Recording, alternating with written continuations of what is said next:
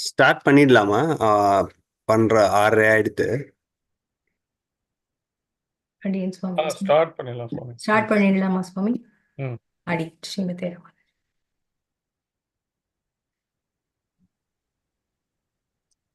ஸ்ரீமதே ராமானுஜாய நமஹ. ஸ்ரீமத் வரவரமுனியே நமஹ. அடியேன் ராமானுஜதாசன். சுவாமி மணவாள மாமுனிகளின் திருநட்சத்திர வைபவத்தை கொண்டாட கூடியுள்ளோம். ராமானுஜா ஆஸ்திரேலியா குழுவினர் 3 நாட்களுக்கு உபன்யாச தொடரை நாம் அனைவரும் அனுபவிக்கும் விதமாக ஆன்லைனில் ஏற்பாடு செய்துள்ளனர். அதற்காக கூடியுள்ள அனைவரையும் அன்புடன் வரவேற்கிறோம். நமது அழைப்பை ஏற்று மாமுனிகளின் விஷயமாக உபன்யாசம் சாதிக்க ஸ்ரீ அக்காரக்கனி ஸ்ரீநிதி சுவாமி நம்முடைய எழுந்தருளியுள்ளார். சுவாமி திருவடி தாமரைகளுக்கு நமது கிருதஜ்ஞதைகளை தெரிவித்துக் கொள்வோம். இப்போது தனியன் சாதிக்க ஸ்ரீனிகாவை அழைக்கிறேன். अस्मद्गुरुभ्यो नमः। श्रीशैलेशदयापात्रं दीपत्यादिगुणार्णवं यतीन्द्रप्रवणं वन्दे रम्यजामातरं मुनिं लक्ष्मीनाथसमारम्भां नाथयामुनमध्यमाम् अस्मदाचार्यपर्यन्तां वन्दे गुरुपरम्परां यो नित्यमच्युतपदाम्बुजयुग्मरुग्मा व्यामोहतस्तैतराणि तृणाय मेने अस्मद्गुरोर्भगवतोऽस्य दैकसिन्धोः रामानुजस्य चरणौ शरणं प्रपद्ये। माता पिता युवतयस्तनया विभूतिः सर्वं यदेव नियमेन मदन्वयानाम् आद्यस्य न कुलपतेर्वकुलाभिरामम् श्रीमत्तदङ्ग्रियुगणं प्रणमामि मूर्ध्नां भूतं शरस्य मादाह्वय भट्टनाथ श्रीभक्तिसारकुलशेखर योगिवाहान् भक्ताङ्ग्रिरेरुपरकालेतिन्दमिश्रान् श्रीमत्पराङ्कुशमुनिं प्रणतोऽस्मि नित्यम्. நன்றி ஸ்ரீனிகா. ராமானுஜா ஆஸ்திரேலியா பற்றிய சிறு அறிமுகம். ஆச்சாரிய அனுகிரகத்தினால் தொடங்கப்பட்ட ராமானுஜா ஆஸ்திரேலியாவின் முக்கிய நோக்கம் ஆழ்வார் ஆச்சாரியர்களின் பாசுரங்கள், வைபவங்கள் மற்றும் வியாக்கியானங்களை அனைவரும் அனுபவித்து பின்பற்றுவதற்கான முயற்சியாகும். அதற்கு அனுகுணமாக ஆழ்வார் ஆச்சாரியர்களின் ஏற்றங்களை கொண்டாடும் விதமாக ஒவ்வொரு மாதமும் திருவாதிரை மற்றும் திருமூல திருநட்சத்திர தினங்களில் கோஷ்டி ஏற்பாடு செய்யப்படுகிறது. மேலும் சித்திரை திருவாதிரை மற்றும் ஐப்பசி திருமூல திருநட்சத்திர வைபவங்களை மிக சிறப்பாக தேர்ந்த அதிகாரிகளை கொண்டு உபன்யாசங்களை ஏற்பாடு செய்து வருகிறார்கள். இதன் மூலம் ஆஸ்திக அன்பர்கள் அனைவரும் கேட்டு பயன்பெறுகிறோம். அந்த வரிசையில் இந்த வருடம் மாமுனிகளின் வைபவத்தை 3 நாட்கள் உபன்யாச தொடராக நமக்கு சாதிக்க ஸ்ரீ அக்காரக்கனி ஸ்ரீநிதி சுவாமி நம்மிடையே எழுந்தருளியுள்ளார். சுவாமியை பற்றிய அறிமுகம். சுவாமி நம் அனைவருக்கும் நன்கு பரிச்சயமானவர். எனினும் சுவாமியை அறிமுகம் செய்வதில் அடியேனுக்கு பரமபாக்கியம்.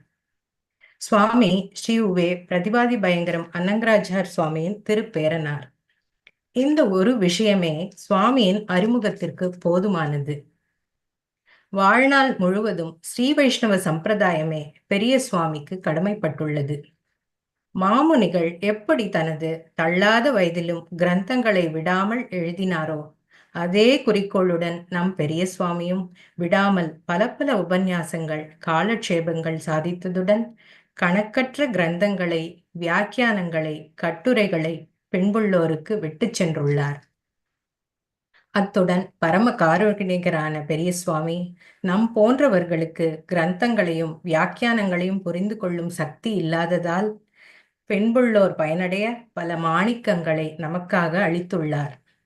அந்த மாணிக்கத்தின் ஒளியைத்தான் 3 நாட்கள் மாமுனிகளின் விஷயமாக நாம் அனுபவிக்க உள்ளோம்.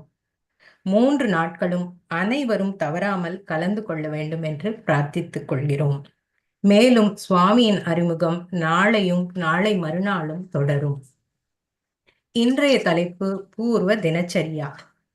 உபன்யாசத்தின் முடிவில் சந்தேகங்கள், கேள்விகள் இருந்தால் ஜூமில் ஹேண்ட் ரைஸ் பண்ணி கேட்கலாம். இப்பொழுது சுவாமியை உபன்யாசம் சாதிக்க அழைக்கிறேன். அடியே தன்யோஸ்மி.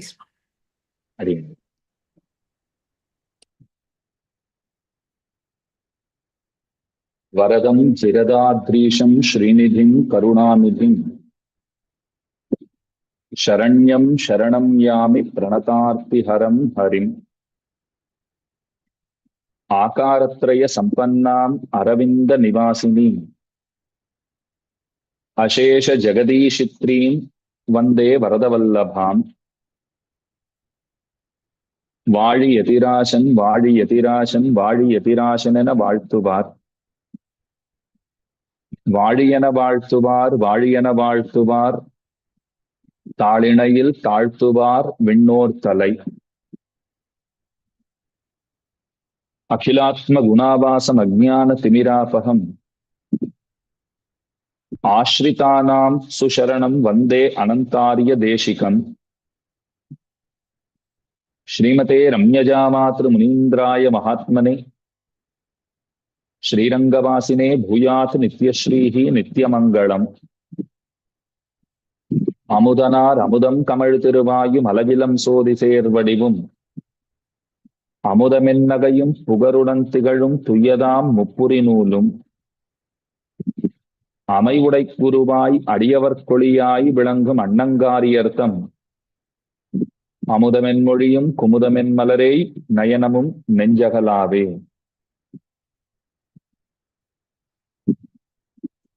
குணானுபவம் செய்வதற்காக கூடியிருக்கிற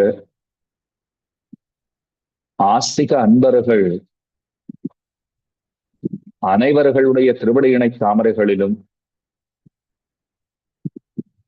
அடியனுடைய பிரணாமங்களை தெரிவித்துக் கொண்டு இந்த உபன்யாச தொடரில் முதல் நாள் உபன்யாசமான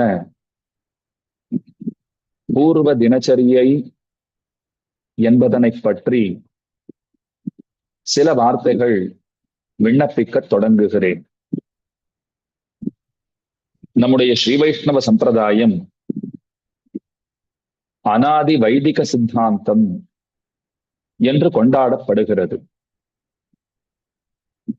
வேதத்தை அடிப்படையாக கொண்டு பிறந்த மதம், வேத கருத்துகளுக்கு நேரான அர்த்தங்களை சொல்லி முறையான கொள்கைகளை வகுத்து கொண்டு இயங்குகிற ஒரு சம்பிரதாயம் நம்முடைய சம்பிரதாயம். இந்த சம்பிரதாயத்தை நன்கு வளர்ப்பதற்காக பற்பலரை பகவான் பிறப்பித்தான், அவதரிப்பித்தான். அன்னவர்களுக்குள்ளே ஆழ்வார்களும் ஆச்சாரியர்களும் மிக மிக முக்கியமானவர்கள். ஆழ்வார்களிலே வைத்துக் கொண்டு நம்மாழ்வார் பிரதானர், ஆச்சாரியர்களில் வைத்துக் கொண்டு பகவத் பாஷ்யக்காரர்னு கொண்டாடப்படுகிறவரான எம்பெருமானார் பிரதானர். நம்மாழ்வார் திருக்குருகூரிலே அவதரித்தார். எம்பெருமானார் ஸ்ரீபெரும்புதூரிலே தோன்றினார். அனைத்துலகும் வாழப் பிறந்த எதிராச மாமுனிவர் என்று எம்பெருமானாரை மணவாள மாமுனிகள் போற்றுகிறார். இந்த உலகமெல்லாம் வாழ்ச்சியை அடைதற் பொருட்டு எம்பெருமானாருடைய அவதாரம் நிகழ்ந்தது. அவர் தோன்றினார். முக்திங்கிறது அனைவருக்கும் சுலபமாயிற்றுன்னு சொல்லலாம். எம்பெருமானாருடைய அவதாரம் சம்ஸ்கிருத வேதாந்த ரக்ஷணத்திற்காகன்னு சொல்லுவார்கள். நவநிதிகளை 9 கிரந்தங்களை ராமானுஜர் அருளி செய்திருக்கிறார். 9 கிரந்தங்களையும் வடமொழியிலே தான் அவர் பேசியிருக்கிறார், அருளியிருக்கிறார். அதிலிருந்து என்ன தெரிய வருகிறதுனால் அவருடைய முக்கியமான நோக்கம் என்பது சம்ஸ்கிருத வேதாந்த ரக்ஷணம்ங்கிறது தேறுகிறது. அதாவது வடமொழியிலே அமைந்திருக்கக்கூடிய வேதாந்த கருத்துகள், அந்த கருத்துக்களை ரட்சிப்பதற்காகவே ராமானுஜர் அவதரித்தார், நூல்களை இயற்றினார். நம்முடைய ஸ்ரீ வைஷ்ணவ சம்பிரதாயத்திலே உபய வேதாந்தம் என்று அடிக்கடி சொல்லுவதை நாம் கேட்டிருக்கிறோம். ஸ்ரீ வைஷ்ணவர்கள் அனைவரும் உபய வேதாந்திகள் என்று கொண்டாடப்படுகிறார்கள். அதென்ன உபய வேதாந்தம்னால் இரட்டை வேதாந்தம், அதுதான் உபய வேதாந்தம். நமக்கெல்லாம் இரட்டை செல்வங்கள் உண்டு அப்படின்னு சொல்லுவார்கள். ஒரு செல்வம் சம்ஸ்கிருத வேதாந்தம், மற்றொரு செல்வம் திராவிட வேதாந்தம்னு சொல்லுகிறோம். அந்தமிழால் நற்கலைகள் ஆய்ந்துரைத்த ஆழ்வார்கள் இந்த உலகில் இருள் நீங்க வந்துதித்த மாதங்கள் நாள்கள் தம்மை மண்ணுலகோர் தாமறிய ஈதென்னு சொல்லுவோம் யாம் என்ன மணவாள மாமுனிகள் உபதேச ரத்தின மாலையிலே பாடுகிறார். அந்தமிழால் நற்கலைகள், கலைகள்னா சாஸ்திரங்கள்னு அர்த்தம். நற்கலைகள் நல்ல சாஸ்திரங்கள், தமிழால் நற்கலைகள், அந்தமிழால் நற்கலைகள் அழகான தமிழால் நற்கலைகளை சமைத்து நமக்கு கொடுத்தவர்கள் ஆழ்வார்கள். என வடமொழியில தான் இருக்கு வேதாந்தம்னு சொன்னால் அதனை பலர் அறிவதற்கு வாய்ப்பில்லாமல் போகும். எல்லோருக்கும் வடமொழி தெரியுமா? தெரிஞ்சுனுட்டவாலாம் அதை புரிஞ்சுனுட முடியுமா? இப்படி பல வகை சிரமங்கள். அந்த சிரமங்களை எல்லாம் தீர்த்த பொருட்டு ஆழ்வார்கள் அவதரித்தார்கள். அழகான தமிழிலே அந்த வடமொழி கருத்துக்களை மொழிபெயர்த்து கொடுக்குமா போலே நமக்கு கொடுத்தார்கள். வடமொழி வேதாந்தத்தினுடைய கருத்துக்களை சாரத்தை பிழிஞ்சு கொடுக்கிறா போல, சார பிழிஞ்சு நம்ம கையில கொடுக்கிறா போலே கொடுத்தார்கள். அந்த ஏத்தம் ஆழ்வார்களுக்கு உண்டு. அப்ப வடமொழி வேதாந்தம்னு ஒன்று உண்டு, தென்மொழி மறை அப்படின்னு ஒன்று உண்டு. இந்த ரெண்டுமே இரட்டை செல்வங்களாக நமக்கு வாய்த்திருக்கிறது. அப்ப உடையவர் அவதரித்தார், வடமொழி வேதாந்தத்தை காப்பாற்றினார், தென்மொழி வேதாந்தத்தை காப்பாற்ற வேண்டுமே. அதற்காகத்தான் அந்த உடையவரே மீண்டும் ஒரு முறை தோன்றினார் என்னலாம் படியான வைபவம் பெற்றவரான மணவாள மாமுனிகள் அவதரித்தார். சம்பிரதாய சந்திரிகைன்னு ஒரு கிரந்தம் உண்டு. மணவாள மாமுனிகளுடைய புகழ் பாட வந்த நூல் அது. அந்த நூலிலே ஒரு பாட்டு, ஆதியிலே அரவரசை அழைத்து அரங்கர் அவனியிலே 200 ஆண்டு இரும்நீர் என்ன பாதியிலே உடையவராய் வந்து தோன்றி பரமபதம் நாடி அவர் போவேன் என்ன நீதியாய் முன்போல நிற்க நாடி நிலுவதனை நிறைவேற்றி வாருமென சாதாரணமெனுமா வருடம் தன்னில் தனி துலா மூல நாள் வந்தார் தாமே. ராமானுஜாவதாரம் நடப்பதற்கு முந்தைய செய்தி. ஒரு நாள் ஆதிசேஷனை பகவான் அழைத்தாராம், பக்கத்துல வான்னு கூப்பிட்டாராம். ஆதிசேஷன் அடியேன்னு வந்து நிற்கிறார். என்ன செய்ய வேண்டும்னு கேட்கிறார். பகவான் சொன்னார், நான் எத்தனையோ அவதாரங்களை செய்து பார்த்தேன். உலக மாந்தர்களை திருத்துவதற்காக நான் படாத பாடுபட்டு கொண்டிருக்கிறேன். ஆனா என்னுடைய பேச்சை, உபதேசங்களை அனைவரும் ஏற்றுக்கொண்டு அதன்படி நடக்கிறார்களான்னு கேட்டால் அது பெரிய கேள்விக்குறிதான். என்னையே யாரும் மதிக்கிறது இல்லை, என் பேச்சையா மதிக்க போறா? ஆனால் அதற்காக நான் தளர்ந்து போய்விடவில்லை. நான் வேறொரு திட்டம் வச்சிருக்கேன்னார் பெருமாள். என்ன திட்டம்னு ஆதிசேஷன் கேட்டார். அப்ப சொல்றார், நீ போய் பிறக்க வேண்டும், இந்த உலகத்திலே நீ அவதரிக்க வேண்டும். பூதபுரியிலே, அதாவது ஸ்ரீபெரும்புதூரிலே ராமானுஜராக தோன்ற வேண்டும். உலக மக்களை எல்லாம் திருத்த வேண்டும். 200 ஆண்டுகள் வையகத்திலே இருந்து நீ அனைவரையும் திருத்தி திருமகள் கேள்வனு காக்க வேண்டும். அதாவது எனக்கு ஆட்பட்டவர்களாக செய்ய வேண்டும் அப்படின்னு பகவான் நியமித்தார். அப்படியே செய்கிறேன்னு இசைந்தார் ஆதிசேஷன். வந்து பிறக்கவும் செய்தார். 120 ஆண்டுகள் வாழ்ந்தார். இந்த நில உலகத்திலே ராமானுஜராக திருவவதரித்து 120 125 ஆண்டுகள் வரைக்கும் வாழ்ந்தார். என சில ஆச்சாரியர்கள் ராமானுஜர் 125 ஆண்டுகள் வாழ்ந்தார்னு அப்படியும் சொல்லுகிறார்கள். 120 ஆண்டுகள் நிச்சயமாக வாழ்ந்தார். 125 ஆண்டுகள் வாழ்ந்திருக்க கூடும் அப்படி வச்சுக்கோங்க. அத்தனை வருஷம் வாழ்ந்தாரா? அலுப்பு தட்டி போச்சு உடையவருக்கு. ஏன்னா பரமபதத்தை விட்டுட்டு இங்க வந்தாச்சு. பகவான் எனக்கு கொடுத்த பணியை நான் வெற்றிகரமாக முடித்து விட்டேன். நானா முடித்தேன்? அவர் அருளாலே நான் முடித்தேன். இப்ப திரும்ப அவர்கிட்ட போகணும்னு ஆசையா இருக்கு. 200 ஆண்டுகளை எனக்கு கொடுத்தார். 200 ஆண்டுகளிலே செய்ய வேண்டியதை 120 125 ஆண்டுகளுக்குள்ளாகவே என்னை கொண்டு அவன் முடித்து விட்டான். சரி, இப்ப முடிக்கலைன்னாலும் இதுக்கு மேல இங்க இருந்து எதையும் செய்வதற்கு ஆசையுடையவனாக நான் இருக்கவில்லை. திரும்ப பரமபதம் போக வேண்டும், பரமபதநாதனை தரிசிக்க வேண்டும், அங்கே வழுவிலா அடிமை செய்ய வேண்டும். சென்னால் குடையாம், இருந்தால் சிங்காதனமாம், நின்னால் மரவடியாம், நீழ்கடலுள் என்னும் புனையாம், அணிவிளக்காம், பூம்பட்டாம், புல்குமணையாம், திருமார்கரவுன்னு பொய்கையாழ்வாருடைய பாசுரம். அதனால திரும்ப அங்கதான் போகணும்னு கிளம்பி போயிட்டார். பகவானும் ரொம்ப நாளா எதிர்பார்த்துட்டு இருந்தார். ஐயோ, தெரியாம 200 ஆண்டுகள்னு சொல்லிட்டோமே, இன்னும் எப்ப வருவாரோன்னு காத்துட்டு இருக்கார். இவர் 100-125 ஆண்டுகளுக்குள்ள போயிட்டாரா? வந்தவுடனே வரவழைத்துக் கொண்டார் பெருமான், அரவணைத்துக் கொண்டார். நல்லதாச்சு, நானே கூப்பிடலாம்னு இருந்தேன், நீராகவே வந்து விட்டீர், நல்லது செய்தீர், வாரும்னு அழைச்சுட்டார். சில ஆண்டுகள் ஓடியது, ஒரு 200-300 ஆண்டுகள் ஓடியதுன்னு வச்சுக்கோங்க. அப்ப திரும்பவும் பகவானுக்கு ஒரு சிந்தனை, கவலை. ஏற்கனவே ஆதிசேஷனை அனுப்பினோம், அவர் ராமானுஜராக பிறந்து பல காரியங்களை சாதித்து விட்டு வெற்றிகரமாக திரும்ப வந்து விட்டார். ஆனாலும் திராவிட வேதாந்த ரட்சணம்ங்கிறது அது இன்னமும் செய்யப்பட வேண்டியதாக இருக்கிறது. தென்மொழி மறைகளை காப்பாற்ற வேண்டிய பொறுப்பு, அந்த பொறுப்பை தலை கட்டுதற் பொருட்டு திரும்பவும் ஆதிசேஷனை அவதரிப்பிக்க வேண்டும் என்று பெருமானுடைய திவ்யமான சங்கல்பம். திரும்பவும் ஆதிசேஷனை அழைத்தான். நீர் மீண்டும் போய் பிறக்க வேண்டும் அப்படின்னு அவருக்கு ஆணையிட்டான். ஆகட்டும்னு அவரும் வந்து அவதரித்தார். ஆழ்வார் திருநகரியிலே ஐப்பசி மாதம் திருமூல நன்னாள், ஆச்சரியமான தினம்னு கொண்டாடுறோம் இல்லையோ. செந்தமிழ் வேதியர் சிந்தை தெளிந்து சிறந்து மகிழ்ந்திடு நாள், சீர் உலகாரியர் செய்தருள் நற்கலை பேசு பொலிந்திடு நாள், மந்த மதிப்புவி மானிடர் தங்களை வானில் உயர்த்திடு நாள், மாசறிஞானியர் சேர் எதிராசரதம் வாழ்வு முளைத்திடு நாள், கந்தமலர் பொழில் சூழ் குறுகாதிவன் கலைகள் விளங்கிடு நாள், காரமரமேனி அரங்கன கற்கிற கண்கள் கழித்திடும் நாள், அந்தமில் சேர் மணவாள முனிப்பரன் அவதாரம் செய்திடு நாள், அழகு திகழ்ந்திடும் ஐப்பசியில் திருமூல மதனு நாளேன்னு ஸ்ரீ வைஷ்ணவ உலகம் நிச்சலும் அனுசந்திக்கிறதே.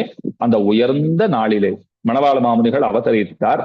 திகழக் கிடந்தான் திருநாவியருடைய பிரான் தாதரண்ணர், இதுதான் மணவாள மாமுனிகளுடைய திருத்தகப்பனாருடைய திருநாமம். அந்த பெரியவருக்குத்தான் திருக்குமாரராக ஆச்சரியமாக திருவவதரித்தார். ஆழ்வார் திருநகரியிலே அவதரித்தார். அப்ப நன்னா இங்க புரிஞ்சுக்க வேண்டியது, எம்பெருமானாராக ஆதிசேடன் பிறந்ததுங்கிறது வடமொழி மறைகளை காப்பதற்காக. அதே ஆதிசேஷன் மணவாள மாமுனிகளாக திருவவதரித்தது தமிழ் மறை, அதாவது திவ்ய பிரபந்தங்களை காப்பதற்காக. முக்கியமா ஈட்ட பிரவர்த்தனம் பண்ணணும், அதுதான் முக்கியமான நோக்கம். திருவாய்மொழியினுடைய பேருரையான நம்பிள்ளையினுடைய ஈடு, அந்த கிரந்தத்தை நன்கு சம்ரட்சித்து பேணி காத்து பலருக்கும் உபதேசித்து அந்த கிரந்தத்தை உலகத்திலே நடையாடச் செய்ய வேண்டும்ங்கிறதுக்காகத்தான் திரும்பவும் ஆதிசேஷன் மணவாள மாமுனிகளாக பிறந்தார் என்பதனை நினைவில் கொள்க. அதனாலதான் மணவாள மாமுனிகளை பற்றி நாம சொல்லும் போது ஈட்டு பெருக்கரான கோவில் செல்வ மணவாள மாமுனிகள், அவருக்கு இருக்கிற வைபவம் பாருங்க. ஈட்டு பெருக்கர் கோயில் செல்வ மணவாள மாமுனிகள், கோயில் செல்வத்தை தம்முடையதாக கொண்டிருக்கிற மணவாள மாமுனிகள். ஸ்ரீரங்க ஸ்ரீன்னு சொல்றோம் இல்லையோ, அந்த செல்வத்தை தம்முடையதாக கொண்டிருக்கிற மணவாள மாமுனிகள். இதற்கு பல படிகளாக நாம் நிர்வாகங்கள்லாம் பண்ணலாம். கோயில் செல்வம், திருவரங்க செல்வத்தை தன்னுடையதாக கொண்டிருக்கிறவர், தம்முடையதாக கொண்டிருக்கிறவர். ஒரு அர்த்தம் ஆச்சா? திருவரங்க செல்வம் தான் எது? ஸ்ரீரங்கநாதன், அவர்தான் ஸ்ரீரங்க தனம். அந்த ஸ்ரீரங்க தனத்தை தம்மதாக கொண்டிருக்கிறவர். ஏன்னா அவர்தான் இவரிடத்துல அடிபணிந்து காலக்ஷேபத்தை கேட்டுட்டு ரொம்ப ஆச்சரியமான ஒரு மந்திரத்தை ஒரு தனியன அவருக்காக அனுசந்தானம் பண்ணிருக்காரோ இல்லையோ. ஸ்ரீசைலேஷ தயாபாத்திரம் தீபக்தியாதி குணார்ணவம் யதீந்திர பிரவணம் வந்தே ரம்யஜாமாதரம் முனின்னு பாடியிருக்காரோ இல்லையோ. அதனால ஸ்ரீரங்க தனம் நம்பெருமாள் தான். அந்த நம்பெருமாளை தம்முடைய வசத்திலே கொண்டிருக்கிறவர், இப்படி அர்த்தம் வச்சுக்கலாம். கோயில் செல்வ மணவாள மாமுனிகள். இன்னொரு அர்த்தமும் சொல்றேன், கோயிலுக்கு எவரொருத்தர் செல்வத்தை போல விளங்குகிறாரோ, திருவரங்கன் திருப்பதிக்கு ஒரு பெரிய நிதி கிடைத்தார் போலே ஒருத்தர் கிடைச்சார்னால் அப்பெருமைக்கு உரியவர் மணவாள மாமுனிகள் தான். ஏன்னா மணவாள மாமுனிகளுடைய காலம்ங்கிறது நல்லடி காலம்னு சொல்லலாம். நீங்க எம்பெருமானாருடைய சரித்திரத்தை வேணும்னாலும் பாருங்க, பிள்ளலோகாச்சாரியருடைய வைபவத்தை ஆராயுங்கோள், வேதாந்த தேசிகனுடைய சரித்திரத்தையும் நீங்கள் நன்கு உற்று நோக்குங்கோள். இங்கெல்லாம் இருக்கிற பிரச்சனை என்ன தெரியுமா? அவர்கள் எல்லாம் நிறைய சிரமங்களை அனுபவித்தார்கள். ராமானுஜர் காலத்திலே அவர் பற்பல சிரமங்களுக்கு ஆளானார். அதனால தானே ஸ்ரீரங்கத்தை விட்டுட்டு மேலக்கோட்டைக்கு எழுந்தருளினார். இதெல்லாம் எல்லாருக்கும் தெரிந்திருக்கிற சரித்திரம். அதே போலத்தான் பிள்ளலோகாச்சாரியர், வேதாந்தாச்சாரியர் அவர்களுடைய காலங்களிலும் கூட துருஷ்கர்களுடைய உபதிரவத்தினாலே அவர்களாலே கிரமமாக ஓரிடத்துல இருந்து கொண்டு சுகமாக எம்பெருமானை மங்களாசாசனம் செய்து கொண்டு கிரந்தங்களை பற்பலருக்கும் உபதேசித்துக் கொண்டு வாழ்வதற்கு வழியில்லாமல் போயிற்று. அவர்களும் ரொம்ப சிரமங்களை அனுபவித்தார்கள். ஆனா சிரமப்படாமல் அத்தனை சொத்துகளையும் தம்முடைய கைவர பெற்றவராய் மங்களாசாசனத்துக்கு ஒரு குறையுமின்றி கிரந்தங்களை நன்கு வாசித்தும் கேட்டும் வணங்கி வழிபட்டும் பூசித்தும் போது போக்கின ஒரு பெருந்தகைன்னு ஒருத்தரை காட்ட முடியும்னு சொன்னால் அப்பெருமைக்கு உரியவர் செல்வ மணவாள மாமுனிகள் மட்டும்தான். அப்ப இந்த செல்வம் கைவர பெற்றவர். அதனாலதான் கோயில் செல்வ மணவாள மாமுனிகள் என்று அவர் கொண்டாடப்படுகிறார். அப்ப ஸ்ரீரங்க தனம், ஸ்ரீரங்க ஸ்ரீ எவரிடத்திலே நிரம்பி இருக்கிறதோ அவர் செல்வ மணவாள மாமுனிகள். ஸ்ரீரங்க தனம்னாலே நம்பெருமாள் தான். அந்த நம்பெருமாளை தம்முடைய வசத்திலே கொண்டிருக்கிறவர் கோயில் செல்வ மணவாள மாமுனிகள். கோயிலுக்கு செல்வத்தை போல வந்து சேர்ந்த மணவாள மாமுனிகள். காரணத்தை கிழையே சொன்னேனே. ஏன்னா அவர் எல்லா ஆனந்தங்களையும் நன்கு அனுபவித்தார். அவர் திரும்ப எழுந்தருளினார். அதாவது மாமுனிகள் திருவவதரித்தார் 1370 மாமுனிகளுடைய திருவவதாரம். 71 நம்பெருமாள் திரும்ப ஊருக்கு வந்துட்டார். அந்த கதை உங்களுக்கு தெரிஞ்சிருக்குமோ இல்லையோ? சுமார் 48-50 ஆண்டுகள் ரங்கநாதன் நம்பெருமாள் ஊரிலேயே இல்லை. உலூக்கானுடைய படையெடுப்பு, மாலிக் கஃபூர் அவர் ரொம்ப தொந்தரவுகள் எல்லாம் கொடுத்தார். அப்ப பகவான் எங்கெங்கோ போனார் இல்லையோ, காடு மேடெல்லாம் சுத்திட்டு திரும்ப ஊருக்கு வருகிறார். அடியன் அடிக்கடி எண்ணிக்கொள்வது உண்டு, இந்த நம்பெருமாளுக்கு ஏன் வனவாசம் ஏற்பட்டது? அர்ச்சா சமாதியிலும் கூட இத்தனை கட்டமானா அப்ப பகவான் உள்ளிருந்து பேசினான். என்னை பூசித்தவன் சக்கரவர்த்தி திருமகனான ராமன். அவர் தானே பூசித்தார். 14 ஆண்டுகள் அவர் காட்டுக்கு போனார் இல்லையோ? பூஜை பண்றவர், பூஜகர், ஆராதகர்னு சொல்றோமே, அவர் 14 ஆண்டுகள் வனவாசம் போனார். பூஜ்யர், பூஜ்யர்னா பூஜிக்கப்படுகிறவர், பூஜிக்க தகுந்தவர். எவர் அவர் பூஜித்தாரோ, ராமனாலே பூஜிக்கப்பட்டவன் எவனோ அவன் 48 ஆண்டுகள் வனவாசம் போனான். நல்ல பூஜாரி, நல்ல பூஜிக்கப்படுகிறவர். இப்படி வச்சுக்கோங்க. பூஜிக்கப்படுகிறவரும் வனவாசம் போயிருக்கார், பூஜை பண்றவரும் வனவாசம் போயிருக்கார், திருவாராதனம் பண்றவரும் வனவாசம் போயிருக்கார், அவரிடத்துல திருவாராதனம் கொண்டவரும் வனவாசம் போயிருக்கார். 48 ஆண்டுகள் காடு மேடெல்லாம் சுத்திட்டு திரும்ப வந்தார். 1371 திரும்ப வருகிறார். வைகாசி திங்கள் 17ஆம் நாள் எல்லாம் இன்னைக்கு ரொம்ப விசேஷமா ஸ்ரீ வைஷ்ணவர்கள் அந்த நாளை நினைவு கூறுகிறார்கள். அப்ப மணவாள மாமுனிகள் திரும்பவதரித்த அடுத்த வருஷம் வந்தாச்சு ஸ்ரீரங்கத்துக்கு. ரங்கநாதன் திரும்ப வந்து சேர்ந்தான். மீண்டும் விழாக்கோலம் பூண்டது திருவரங்கம். நல்லடிக்காலம்னு சொல்லலாம். திரும்பவும் வைணவம் தழைத்தோங்கி நன்கு வளரத் தொடங்கிய காலம். அதற்கெல்லாம் வித்திட்டவர் மணவாள மாமுனிகள். ஸ்ரீ வைஷ்ணவ சம்பிரதாயத்தை அந்நாளிலே ஸ்ரீரங்கத்திலே தலைமை பீഠத்திலே இருந்து கொண்டு வழிநடத்திய பெருந்தகை. அந்த பெருமை மணவாள மாமுனிகளுக்குத்தான் உண்டு. மாற்றற்ற செம்பொன் மணவாள மாமுனி வந்திலனேல் ஆற்றில் கரைத்த புலியல்லவோ தமிழாரணமேன்னு சொல்லுவார்கள். மாற்றற்ற செம்பொன் மணவாள மாமுனிவர் அவர் அவதரித்தார். அவர் அவதரித்திருக்கவில்லைன்னு சொன்னால் ஆற்றில் கரைத்த புலி அல்லவோ தமிழாரணமே. இந்த தமிழ் வேதம் என்ன ஆகி இருக்கும்னால் ஆற்றிலே கொண்டு கரைக்கப்பட்ட புலியை போலேன்னா. ஆத்துல நம்ம வீட்டுல நாம ஒரு பாத்திரத்துல புளிய கரைச்சோம்னா அது தேவையான அளவு குழம்போ இல்ல சாப்பிடுறதோ ஏதோ ஒண்ணு பண்ணிக்கலாம். நான் புளிய கொண்டு போய் 100 ஸ்ரீவைஷ்ணவா இன்னைக்கு சாப்பிட வரேன்னு சொல்லியிருக்கா, ததியாராதனம்னு சொல்லிட்டு அத்தனை பேருக்கு சமைக்கணும், தளிக பண்ணணும்னு சொன்னால் ஆற்றிலே கொண்டு போய் புளிய கரைச்சிட்டு வரேன்னா சாற்றமதோ குழம்போ பண்றதெல்லாம் வேலைக்காகிற விஷயமா? மணவாள மாமுனிகள் திருவவதரித்தார். இந்த ஸ்ரீ வைஷ்ணவ சம்பிரதாயம் காக்கப்பட்டது. தமிழ் ஆரணம், தமிழ் வேதம்ங்கிறது காக்கப்பட்டது. இல்லைன்னா ஆற்றில் கரைத்த புலியாகி போயிருக்கும் என்று ரொம்ப அழகாக நயம்பட வர்ணிக்கிறார்கள் நம்முடைய பெரியவர்கள். ஆக ஆழ்வார் திருநகரியிலே சாதாரணங்கிற வருஷத்திலே, இப்ப குரோதி நாம சம்வத்சரேன்னு சொல்றோம் இல்லையோ, அத போல சாதாரணம்னு ஒரு சம்வத்சரம் உண்டு. அந்த சம்வத்சரத்திலே மூல நட்சத்திரத்திலே வந்து அவதரித்தார் மணவாள மாமுனிகள். வருஷத்தோட பேரு வேணும்னா சாதாரணம்னு இருக்கலாம், ஆனா அது அசாதாரணமான வருஷம். ஏன் அசாதாரணமான வருஷம்னா மாமுனிகள் திருவவதாரத்தாலே அது அசாதாரணமான வருஷம்.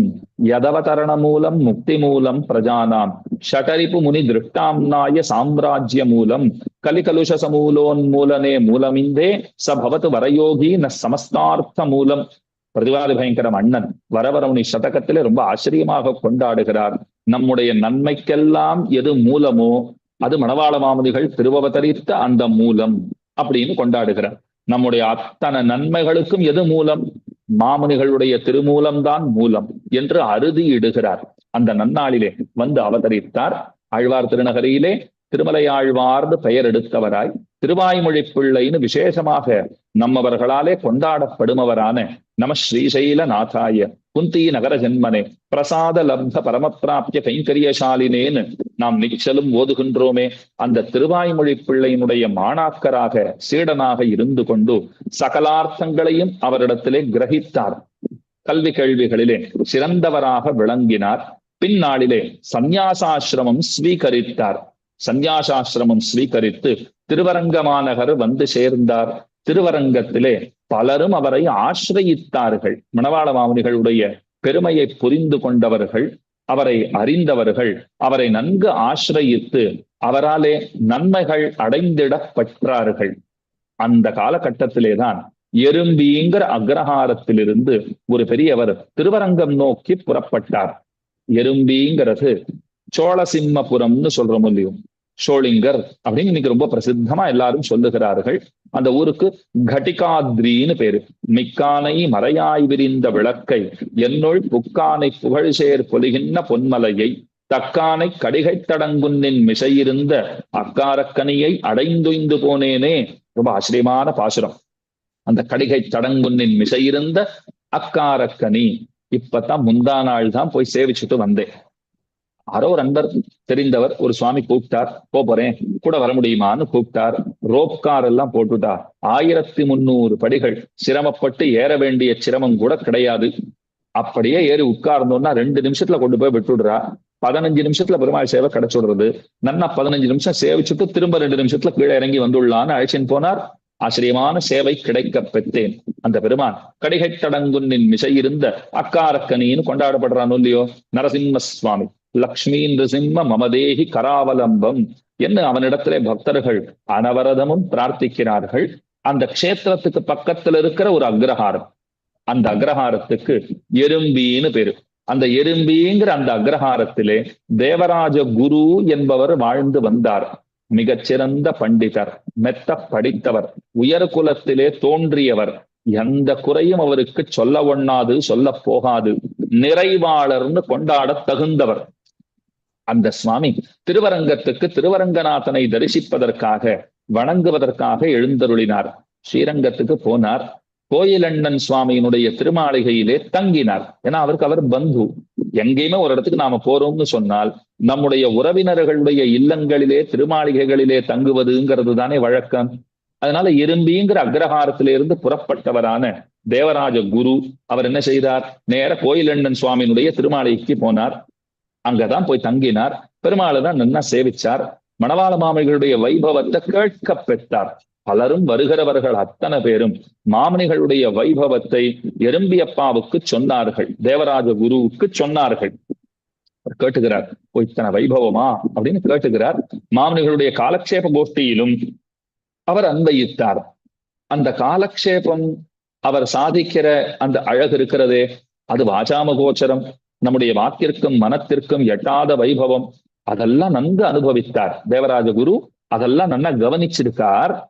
ஆனாலும் உள்ளுக்குள்ள ஒரு தயக்கம் அவருக்கு. என்ன தயக்கம்னா, நாம ரொம்ப உயர்ந்த குலத்திலே பிறந்திருக்கிறோம், எந்த விதத்துல நமக்கு குறையே இல்லை.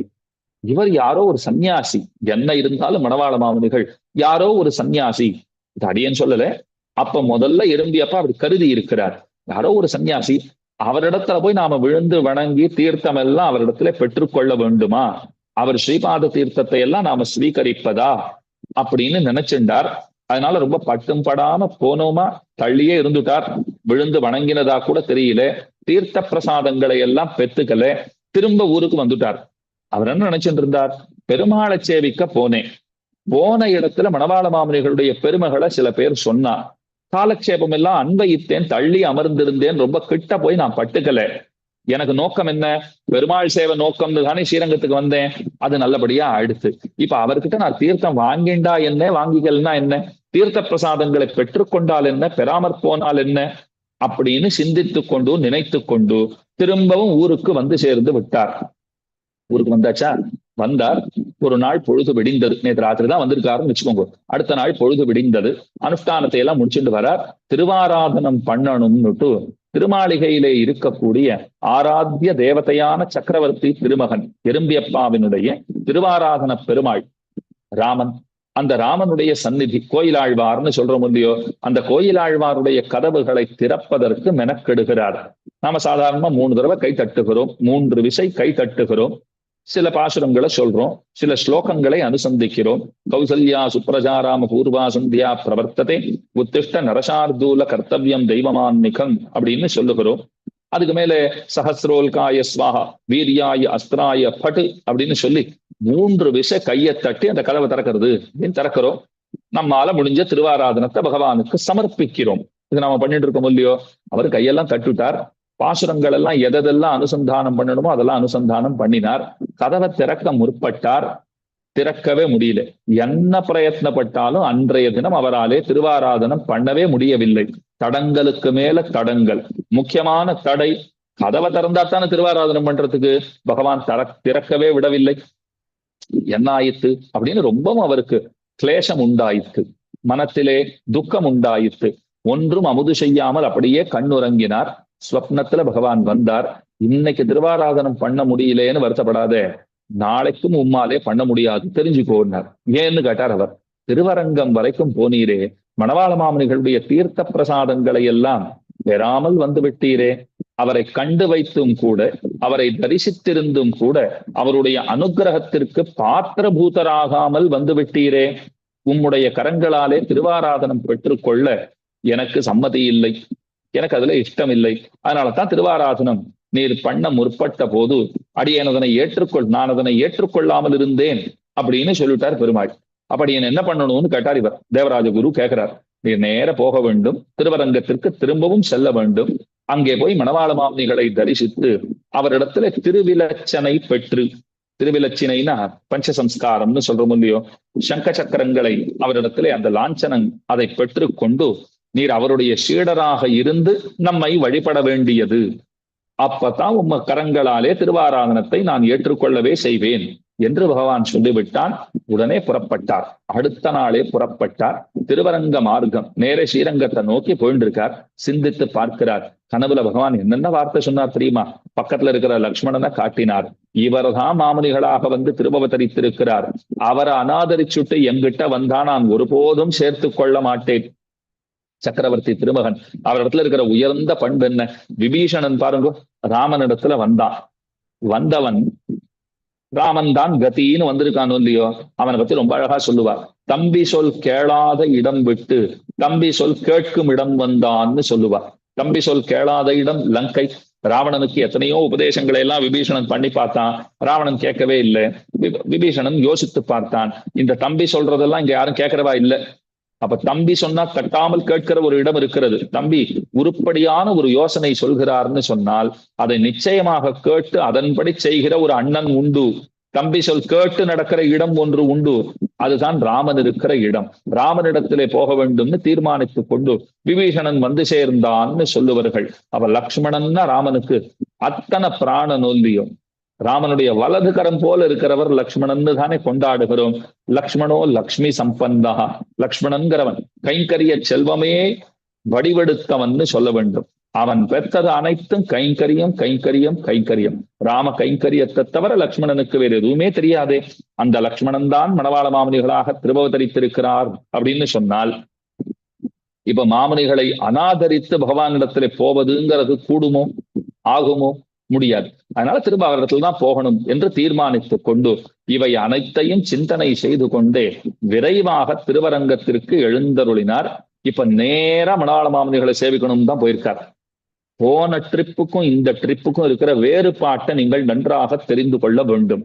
அதாவது தேவராஜகுரு எறும்பியப்பா போன முறை முக்கியமாக அவர் திருவரங்கத்திற்கு சென்றது திருவரங்கநாதனை வணங்குவதற்காக. போன இடத்துல மணவாள மாமுனிகளுடைய காலக்ஷேபத்துல சற்று தள்ளி நின்று தூர நின்று அன்வயித்தார். அந்த அளவுல தான் அந்த யாத்திரை.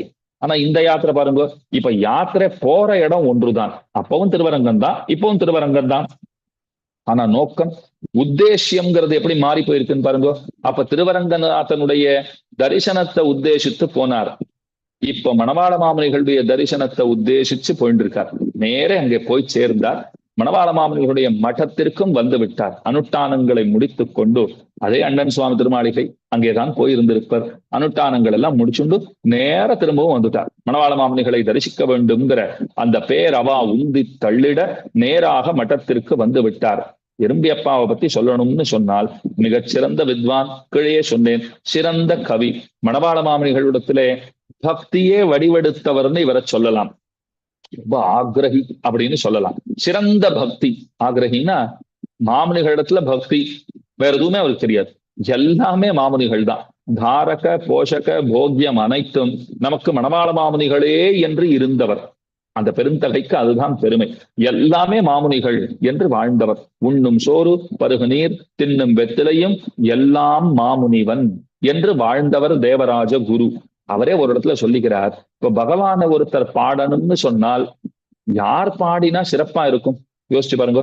இவரை போல இன்னொருத்தரால பகவான பாட முடியாது அப்படின்னு யாரை நாம கை காட்டுவோம்? நம்மாழ்வாரத்தான் கை காட்டுவோம். நம்மாழ்வார் பாடுறா போல ஒருத்தர் பகவானை பாடிட முடியுமா? ஆச்சா. இப்ப நம்மாழ்வார பாடணும்னு சொன்னால், நம்மாழ்வாரை துதி பாட வேண்டும்னு சொன்னால் மதுர கவி ஆழ்வாரை போல இன்னொருத்தரால பாட முடியாது. 10 பாட்டு தான் பாடியிருக்கார். ஆனா ஆழ்வாருடைய பெருமைகளை அனைத்தையும் அதிலே புகுத்தி பாடி இருக்கிறார். அதை விட சிறப்பா ஒருத்தர் ஆழ்வாரை பாடிடவே முடியாது. அப்ப பகவான பாடுறதுன்னு சொன்னால் அதற்கே அவதரித்தவர் ஆழ்வார். ஆழ்வார பாடுறதுன்னு சொன்னால் அதற்கே இட்டு பிறந்தவர் மதுர கவிகள். இப்ப எம்பெருமானார பாடுறதுன்னா நிறைய பேர் பாடி இருக்கலாம். இருந்தாலும் பிரபன்ன சாவித்ரி, பிரபன்ன காயத்ரிங்கிற ஏத்தம் ராமானுஜ நூற்றந்தாதிக்குத்தானே ஏற்பட்டிருக்கிறது. அந்த நூற்றந்தாதிங்கிற கிரந்தத்தை அருளி செய்தவர் அமுதனார், திருவரங்கத் அமுதனார் என்று அவரை வழங்குகிறோம். அவரை போல ஒருத்தர் பாட முடியுமா? அமிர்த கவி என்று வடமொழியிலே அவரை கொண்டாடுவார்கள். அப்ப ராமானுஜரை பாடணும்னு சொன்னால் அந்த பெருமை அமுதனாருக்குத்தான் உண்டு. பகவான பாடுறதுன்னா ஆழ்வார் தான், ஆழ்வார பாடுறதுன்னா மதுரகவி ஆழ்வார் தான், எம்பெருமானார பாடுறதுன்னா அந்த பெருமையெல்லாம் அமுதனாருக்குத்தான் உண்டு. கடைசியில சொல்றார், அத போல மணவாள மாமுனிகளை பாடுவது என்று வந்துவிட்டால் எனக்கு நிகர் இன்னொருத்தர் கிடையாதுங்கிறார். அவரை பாடுவதற்கென்றே இட்டு பிறந்தவன் அடியேன்.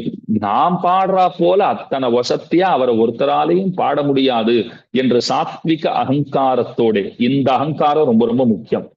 அவர் என்ன மற்றவாள்லாம் ஒன்னும் பிரயோஜனம் இல்லைன்னு எல்லாம் பேச வரல. அவர் என்ன சொல்ல வர்றார்? எனக்கு அத்தனை அனுகிரகத்தை மணவாள மாமுனிகள் செய்திருக்கிறார், நான் அவருக்கே இட்டு பிறந்தவனாக இருக்கிறேன் அப்படின்னு தம்முடைய பெருமையை தாமே சொல்லிக் கொள்ளும்படியான வைபவம். அதனாலே அந்த எறும்பியப்பா திரும்பவும் வந்து சேர்ந்தார். மணவாள மாமுனிகள் திருவடிகளிலே வேரத்த மரம் போலே வந்து விழுந்தார்.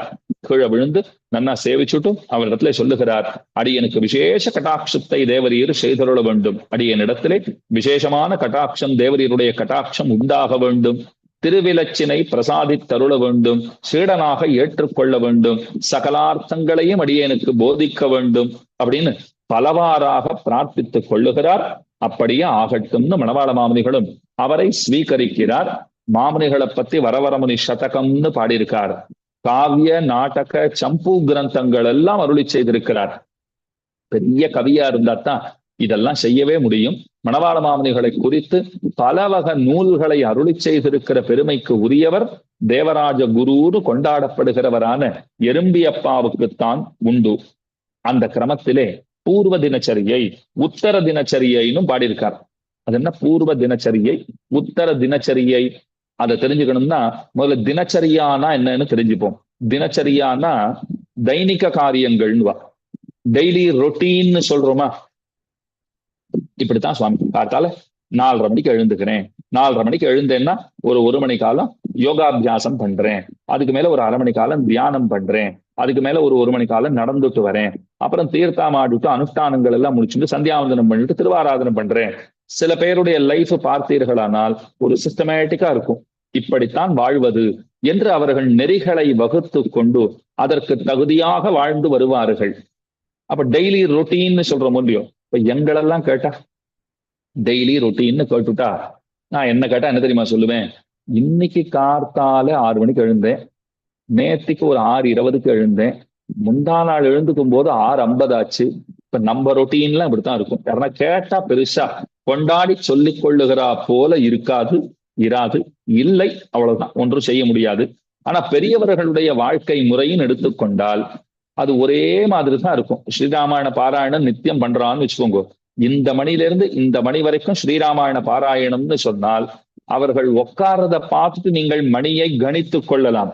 கடிகாரம் பார்த்து மணி தெரிஞ்சுக்கணும்னு அவசியமே இருக்காது. அதை போல ஒரு சிஸ்டமேட்டிக்கா பண்ணிட்டு போறாள் இல்லையோ, அதைத்தான் தினச்சரியைன்னு சொல்லுவார்கள். டெய்லி அவர்கள் செய்யக்கூடிய விஷயங்கள், தினந்தோறும் கிரமமாக அவர்களாலே அனுஷ்டிக்கப்படுகிற காரியங்கள், அது என்னென்னு தெரிந்து கொள்ள வேண்டும்ங்கிறார். அப்ப பூர்வ தினச்சரியை, உத்தர தினச்சரியை அப்படின்னா என்ன அர்த்தம்னா, இப்ப சாயங்காலம் வரைக்கும் ஒரு பார்ட்னு வச்சுக்கோங்க, அதுக்கு மேல இன்னொரு பார்ட் அப்படி வச்சுக்கோங்க. இப்ப ரெண்டா இதை பிரிச்சுக்கணும். ஒரு தினத்தை பகற்பொழுதுன்னு பிரிச்சுக்கிறோம், இராப்பொழுதுன்னு பிரிச்சுக்கிறோம். பகற்பொழுது பூர்வ தினச்சரியைன்னு வழங்கப்படும். அடுத்த பகுதியில் கொல்லியோ இரவு பொழுது, அதைத்தான் உத்தர தினச்சரியை என்று வழங்கி வருகிறோம். இப்ப இந்த 2 கிரந்தங்கள் பூர்வ தினச்சரியை, உத்தர தினச்சரியை, இதை நாம அனுசந்திக்கும் போது இடையிலே யதிராஜ விம்சதியை அனுசந்திப்பதுங்கிறது ஒரு கிரமம். கொஞ்சம் கவனமா கேளுங்க. பூர்வ தினச்சரியை நல்லா சொல்லி முடிச்சாச்சு, உடனே உத்தர தினச்சரியைக்கு போடக்கூடாது. யதிராஜ விம்சதியை அனுசந்திக்க வேண்டும், அப்புறம்தான் உத்தர தினச்சரியை சொல்ல வேண்டும். ஏன் அப்படி வச்சா அப்படின்னா, இப்ப பகற்பொழுது ஆச்சுன்னு வச்சுக்கோங்க, அதுக்கு மேல இந்த சாயங்கால வேளை அந்த பணிகளை எல்லாம் மாமுனிகள் தொடங்கவிருக்கிறார். இடைப்பட்ட காலம்னு ஒண்ணு இருக்கும் இல்லையோ, அப்ப அவர் என்னதான் பண்ணுவார்னால் வேற என்ன செய்வார்? யதீந்திர பிரபணர்னு திருநாமம். யதீந்திரரிடத்திலே பிராவண்யமே வடிவெடுத்தவர்.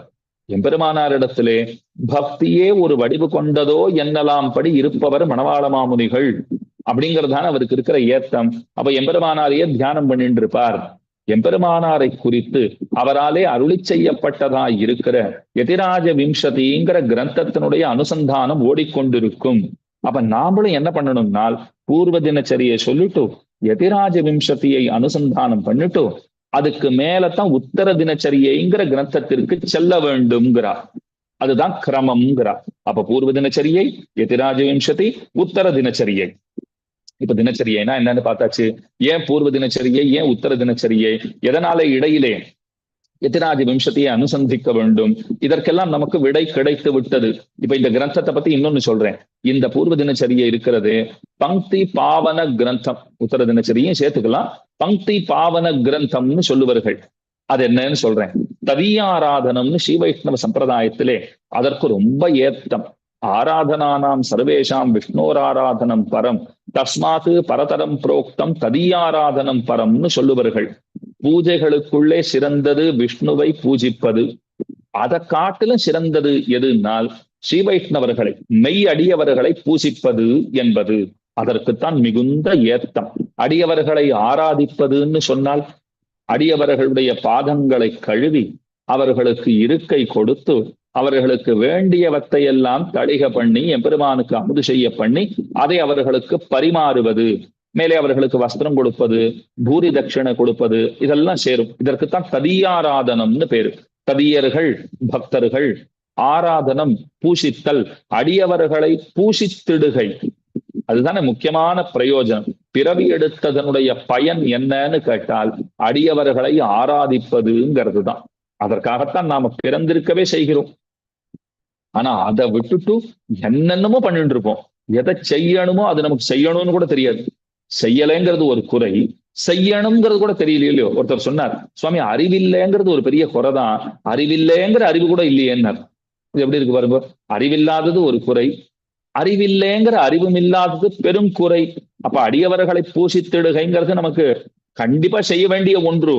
செய்யறது இல்லைங்கிறது இருக்கட்டும், அதைத்தான் செய்யணுங்கிறது கூட தெரியாம தான் இருக்கும். ஒருத்தர் எழுதி சொன்னார், தெரிஞ்சா பண்ணிடுவோமே, தெரியாததுதான பிரச்சனை, எடுத்து சொல்வார் இல்லை. சொன்னா கேட்கறதுக்கு மனுஷா இருக்கா? நிச்சயமா சொல்றேன். இப்ப சொன்னா கேட்கறதுக்கு மனிதர்கள் இருக்கவே செய்கிறார்கள். இல்லைன்னா எங்கோ கடல் கடந்து வாழ்கிற நீங்கள் இப்படி ஒரு குணானுபவம் பண்ணணும், ஸ்ரீ வைஷ்ணவ சம்பிரதாயத்தை நம்மால் முடிஞ்ச அளவிற்கு வளர்க்க வேண்டும்னு கங்கணம் கட்டி கொண்டு இப்படி வேலை பார்ப்பீர்களா? ருச்சி இருக்கவே தானே. நம்முடைய சம்பிரதாயம் உயர்ந்த சம்பிரதாயம். நம்முடைய சம்பிரதாயத்திலே உயர்ந்த அர்த்தங்கள் பல உண்டு. அந்த அர்த்தங்களை பல பேரிடத்திலே கொண்டு சேர்க்க வேண்டிய அந்த பணி இருக்கிறதே, அந்த பணி அது நமக்கும் கொடுக்கப்பட்டிருக்கிறது. லௌகிக உத்தியோகத்துல இருந்தாலும் சரி, முடிஞ்ச வரைக்கும் சம்பிரதாய பணிகளையும் கைங்கரியங்களையும் பண்ணணுங்கிற ஆர்வம் இருக்கிறதுனால தானே இப்ப இந்த நிகழ்ச்சியையே நீங்கள் ஏற்பாடு செய்திருக்கிறீர்கள். அப்ப கேட்கறதுக்கு மனுஷா இருக்கா, சொல்றதுக்கு சரியான மனுஷா இல்லை. அதுதான் பிரச்சனை. எது நல்லது, எதை செய்யணும், எப்படி செய்ய வேண்டும் என்று சொல்வதற்கு தோதான ஆட்கள் கிடைத்து விட்டார்கள்னு சொன்னால் கேட்பதற்கு குறைவில்லாமல் அனைவரும் கிடைத்து விடுவார்கள். ஏங்கிறதுக்கு ஒரு காரணம் சொல்றேன். அன்னைக்கு இருக்கா போல இன்னைக்கு காலம் இல்லை. அன்னைக்கு பணக்கஷ்டம் நிறைய. இன்னைக்கு யாருக்காவது பணக்கஷ்டம்னு நாம சொல்றோமா? கிடையவே கிடையாது. அந்த நாள்ல எல்லாம் நித்தியப்படி ததியாராதனை சாப்பாடுங்கிறதே கஷ்டம்தான். அதனாலதான் இதெல்லாம் ஏற்பாடே பண்ணி வச்சா. ஏன் ததியாராதனை பண்ணணும்னு ஏன் சொன்னா, ஸ்ரீ வைஷ்ணவர்கள் பட்டினி கிடந்து விடக்கூடாது, யாராவது ஒருத்தர் அவர்களை ஆராதிக்க வேண்டும், இருக்கிறவர்கள் இல்லாத அடியவர்களை பூசித்திட வேண்டும் அப்படின்னு ஒரு முறையை ஏற்படுத்தினார். ஆனா இன்னைக்கு யாராவது சாப்பிட கூட்டா போவாளா? ரொம்ப நெருங்கின பந்துக்கள், ஏதாவது உற்சவம் திருமணம் ஏதாவது விழான்னா போயிடுறோம், அதெல்லாம் விஷயம் வேற. நீங்க உங்க காலத்துல சாப்பிட வேண்டாம், இங்கேயே வந்து சாப்பிடுங்கன்னா, ஏன்பா எனக்கு என்ன குறை, எங்காத்திலேயே 10 பேர் நித்தியப்படி வந்தா சாப்பாடு போடுற அளவுக்கு தானியங்கள் நிறைந்திருக்கின்றன, பணங்காசு குவிந்திருக்கிறது, ஒன்னும் குறையில்லை. அப்போ இது ஒரு விதத்துல ஒரு பாசிட்டிவ் அப்ரோச்னு பாருங்கோ. நிறைய பணங்காசு இருக்குங்கிறது ஒரு பெரிய ஆறுதல் தான். எல்லாரிடத்திலும் பணங்காசு இருக்கு, எந்த கைங்கரியமா இருந்தாலும் பார்த்துக்கலாம்ங்கிற அளவுக்கு தயாரா நாம நிற்கிற அளவுக்கு இன்றைய தினம் வளர்ந்திருக்கிறோம். ஆனால் அதை எங்கனம் நெறியாக முறையாக செலவழிக்க வேண்டும்ங்கிறத எடுத்து சொல்றதுக்கு யாராவது இருக்காளான்னா ரொம்ப குறைவானவர்கள் தான் இருக்கிறார்கள். பணம் காசு இருக்கு, ஆனா எப்படி நல்ல விதமா செலவு பண்றதுன்னு தெரியல அப்படின்னு நிறைய பேர் கவலைப்படுவாள் இல்லையோ. அப்ப ததியாராதனம் அதுக்கு தான் இதை சொல்லிட்டு வரேன். ததியாராதனம்ங்கிறது ரொம்ப ரொம்ப முக்கியமானது. அடியவர்களை பூசித்திடுகைன்னு சொல்லுகிறோமே, அது ரொம்ப ரொம்ப முக்கியமானது. அப்ப எல்லா ஸ்ரீ வைஷ்ணவர்கள் சாப்பிட உட்கார்ந்துருக்கான்னு சொன்னா கரியமுது பரிமாறி பிரசாதம் பரிமாறி அதுக்கு மேல நெய் சாதிச்சாச்சு, நெய் சாதிக்கணும் அப்படின்றாலும் இல்லையோ. நெய் சாதித்த பிற்பாடு சுவாமிகள் எல்லாம் பரிசேஷனம் பண்றதுக்கு கையில கொஞ்சம் தீர்த்தம் எடுத்துப்பாளா, எடுத்துட்டு உடனே அதை பருகிடக்கூடாது. இல்லைன்னா பெருமாள் தீர்த்தம் கொடுப்பா. 2 கிரமமும் உண்டு. நியாயமா பெருமாள் தீர்த்தம் இருக்குன்னு சொன்னா திருவாராதனை பண்ணி முடித்த பிற்பாடு சாப்பிட உட்காரும் போது அந்த பெருமாள் தீர்த்தத்தை எடுத்துட்டு அதை உட்கொள்வதுங்கிறது ஒரு கிரமம். அப்படி பெருமாள் தீர்த்தம் எடுத்துக்கொண்ட பிற்பாடு அந்த பங்கினா அந்த வரிசை இருக்கு பாருங்க, எல்லாம் சேர்ந்தா போல சாப்பிடறதுக்குன்னு உட்கார்ந்து இருக்காளா, அந்த சந்தர்ப்பத்திலே உடனே சாப்பிட ஆரம்பிச்சுட மாட்டார். ஸ்ரீ வைஷ்ணவ சம்பிரதாயம்னா என்னன்னா, சிம்பிளா சொல்லணும்னா டிசிப்ளின்னு சொல்றோம் பாருங்க, அதுதான் ஸ்ரீ வைஷ்ணவ சம்பிரதாயம். வந்து உட்கார்ந்த உடனே என் இலையில சாதம் போட்டாச்சா, கரியமுது ஆயிடுத்தா, நான் சாப்பிட ஆரம்பிச்சுடலாமான்னு உட்கார்ந்துட மாட்டா. ஒரு 10 பேர் 20 பேர் உட்கார்ந்து இருக்கிறார்கள்னு சொன்னால் அந்த கடைசி வரைக்கும் அத்தனை பேருக்கும் பரிமாறப்பட்டதான்னு பார்க்க வேண்டும், நெய் சாதிச்சாச்சான்னு பார்க்க வேண்டும். அதுக்கப்புறம் தான் அத்தனை பேரும் கையில தீர்த்தத்தை எடுத்துட்டு பரிசேஷனம் பண்ணி மேலே சாப்பிட தொடங்குகைங்கிறது தான் முறை. அப்படித்தான் செய்ய வேண்டும். இதுதான் டிசிப்ளின். இல்லைன்னா நான் பாட்டுக்கு முதல்ல எனக்கு போட்டுருப்போ சாப்பிட்டு போயிடுறேன்னு சொன்னால் நாம் பார்க்கிறவாளுக்கு என்ன தோன்றும், நான் அவர் மட்டும் என்னமோ நம்மோடு சேராதவர் போல நடந்துக்கிறாரே, நாம் அத்தனை பேரும் எம்பெருமானாருடைய தாசர்கள் தானே. இப்படி பல கேள்விகள் எழும்பும், பல கேள்விகள் எழக்கூடும். அவைகளுக்கெல்லாம் வாய்ப்பே தரக்கூடாது. அப்ப பங்கி அந்த வரிசையை பாவனப்படுத்துவதுங்கிறது ஒரு முறை. நல்லா கேளுங்க, தூய்மைப்படுத்துவது. ஒருத்தர் கேட்டார், சாப்பிட உட்காந்துருக்கேன், என்ன தூய்மைப்படுத்தணும், நான் கையெல்லாம் நல்லா அலம்பின்னு தானே வந்திருக்கேன், டெட்டால் போட்டு கையை அலம்பின்னு வந்திருக்கேன், இதுக்கு மேல என்ன வேணும்னார். அப்படி கிடையாது சுவாமி, உள்ள தூய்மைங்கிறது ரொம்ப முக்கியம் தானே. பல அடியவர்கள் சேர்ந்து சாப்பிடுகிறார்கள், அதுல மெய்யே அடியவர்கள் எத்தனை பேர், பொய் வேஷம் அதாவது மெய்யடியவர்களை போல வேடமிட்டு கொண்டு வந்திருக்கிறவர்கள் எத்தனை பேர், இதெல்லாம் யாருக்கு தெரியும். மித்யாச்சராமி ததோஸ்மி மூர்க்கா. மணவாள மாமனிகளே பாருங்க, எதிராக விம்சத்தில தம்மை பத்தி நைச்சியானுசந்தானம் பண்ணி கொள்ளும் போது நான் பொய்யன்கிறார். பொய்யே கைமை சொல்லி புறமேயாடி மெய்யே பெற்றொழிந்தேன் விதிவாய்க்கின்னு காப்பாரார்னு ஆழ்வார் பாடுறாரு இல்லையோ. நான் பொய்யன்கிறார் மணவாள மாமனிகள். அவரே அப்படி சொல்லிக்கிறாருன்னா நாம எல்லாம் என்ன சொல்லிக்கிறது, அதை கூட சொல்லிக்கிட்டே இருக்கும். என் வேடிக்கையா தான் சொன்னேன் ஒரு இடத்துல, அவர்கள் தங்களை இப்படி சொல்லிக் கொண்ட பிற்பாடு, தங்களை பொய்யன் என்னும் மூர்க்கன் என்னும் அவர்கள் சொல்லிக் கொண்ட பிற்பாடு இப்ப அதை சொல்லிக்கிற தகுதி கூட நமக்கு இல்லாத போயிடுது. என்ன சொல்லிக்கிறதுன்னே தெரியல. இப்ப எதுக்கு சொல்ல வந்தேன், பங்கி வரிசையிலே அனைவரும் அமர்ந்திருக்கிறார்கள். அத்தனை பேருக்கும் ஒரு சேர ஒரு தூய்மைங்கிறது ஏற்பட வேண்டும்னு சொன்னால் அந்த தூய்மையை எதொன்று விளைக்க வல்லதுன்னு யோசித்தார்கள். இந்த தினச்சரியை அனுசந்தானம் பண்ணினால் நமக்கு தூய்மை உண்டாம் என்று அவர்கள் அறுதியிட்டார்கள். தினச்சரியை அனுசந்தானத்தை ததியாராதனத்திலே கொண்டு வந்தார்கள்.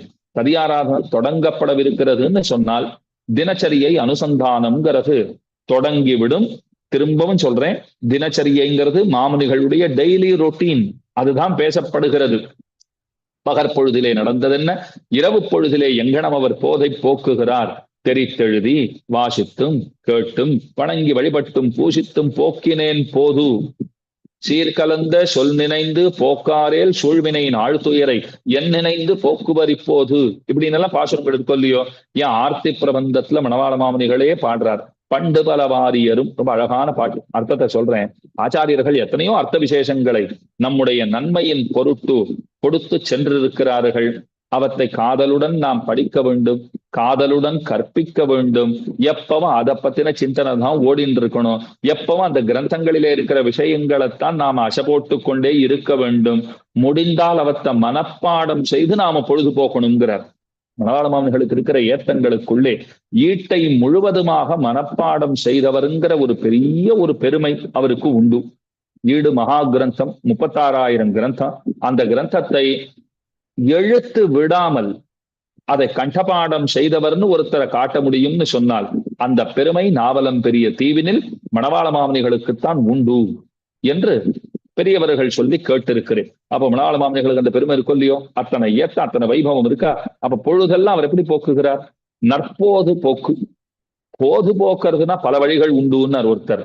போது போக்குவதற்கு பல வழிகள் உண்டு, வேண்டாத வழிகள் பல இருக்கக்கூடும். ஆனா நற்போது போக்குங்கிறது ரொம்ப முக்கியம் இல்லையோ.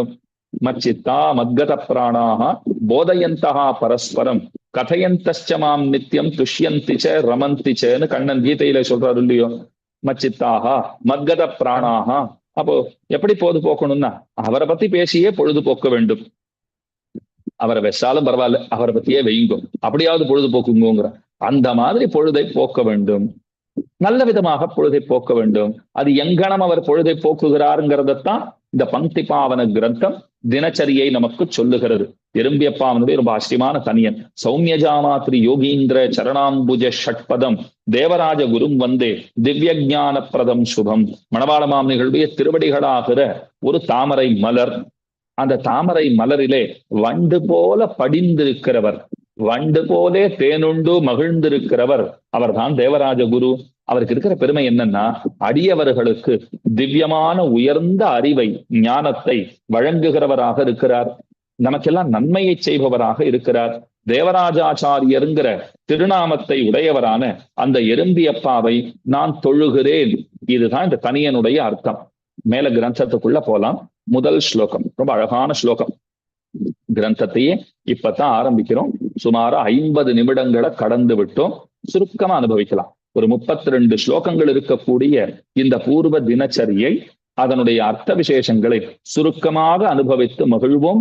ரொம்ப உயர்ந்த கிரந்தம்னு கீழே சொல்லிட்டேன். ஸ்ரீ வைஷ்ணவர்கள் அனைவரும் தெரிந்து கொள்ள வேண்டிய கிரந்தம் பங்கி பாவன கிரந்தம். இதை எப்பவும் ஞாபகத்துல வச்சுக்கோங்க. நீங்க சாப்பிடும் போது மொத்தத்தையும் அனுசந்திக்க முடியாமற் போனாலும் குறைஞ்சபட்சம் ஆதி அந்தமாவது நாம அனுசந்திக்க வேண்டும். அதுவும் முடியலென்னால் மணவாள மாமுனிகள் திருவடிகளே சரணம், ஆழ்வார் எம்பெருமானார் ஜீயர் திருவடிகளே சரணம் என்று அத்தனையாவது நாம சொல்ல வேண்டும். அதை நினைவிலே கொள்ளுங்கள். முதல் ஸ்லோகம். அங்கே கவேர கன்யாயாக துங்கே புவனமங்களே ரங்கேதாம்னி சுகாசீனம் வந்தே வரவரம் முனிம். ரங்கேதாம்னி சுகாசீனம், திருவரங்கத்திலே சுகமாய் இருப்பவரான மணவாள மாமுனிகளை வணங்குகிறேன். அது என்ன சுகமாய் இருப்பவர்னா, கீழே சொன்னேன் இல்லையோ, திருவரங்கத்திலே திருவரங்கநாதன் கூட சில பல காலம் சுகமாக இருக்கவில்லை. 1371 திரும்ப வந்தார். 1321 23 வரைக்கும் கொஞ்சம் பிரச்சனைகள் ஓடிட்டு இருந்தது. 23 71 வரைக்கும் பிரச்சனை மட்டும்தான் ஓடிட்டு இருந்தது. திரும்ப வந்தார் இல்லையோ, வெளியில போயிட்டு வந்தார். அப்ப திருவரங்கத்திலேயே சுகமா இருந்தீரானால் அப்படித்தான் இருந்துட்டு இருந்தேன். பெருமாளை கேட்டா என்ன சொல்வேன்? அப்படித்தான் இருந்துட்டு இருந்தேன்.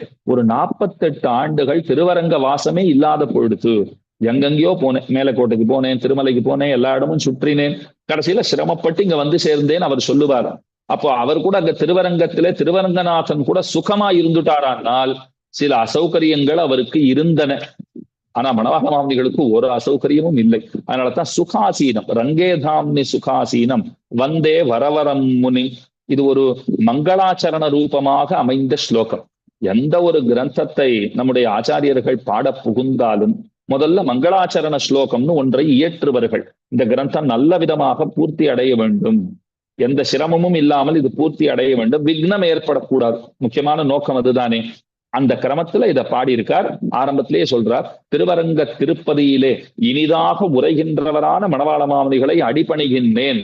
தென்னரங்கரு சீரருளு கிழக்காக பெற்றோம், திருவரங்கம் திருப்பதியே இருப்பாக பெற்றோம்னு ஆர்த்தி பிரபந்தத்திலே மணவாள மாமுனிகளே பாடுறார்.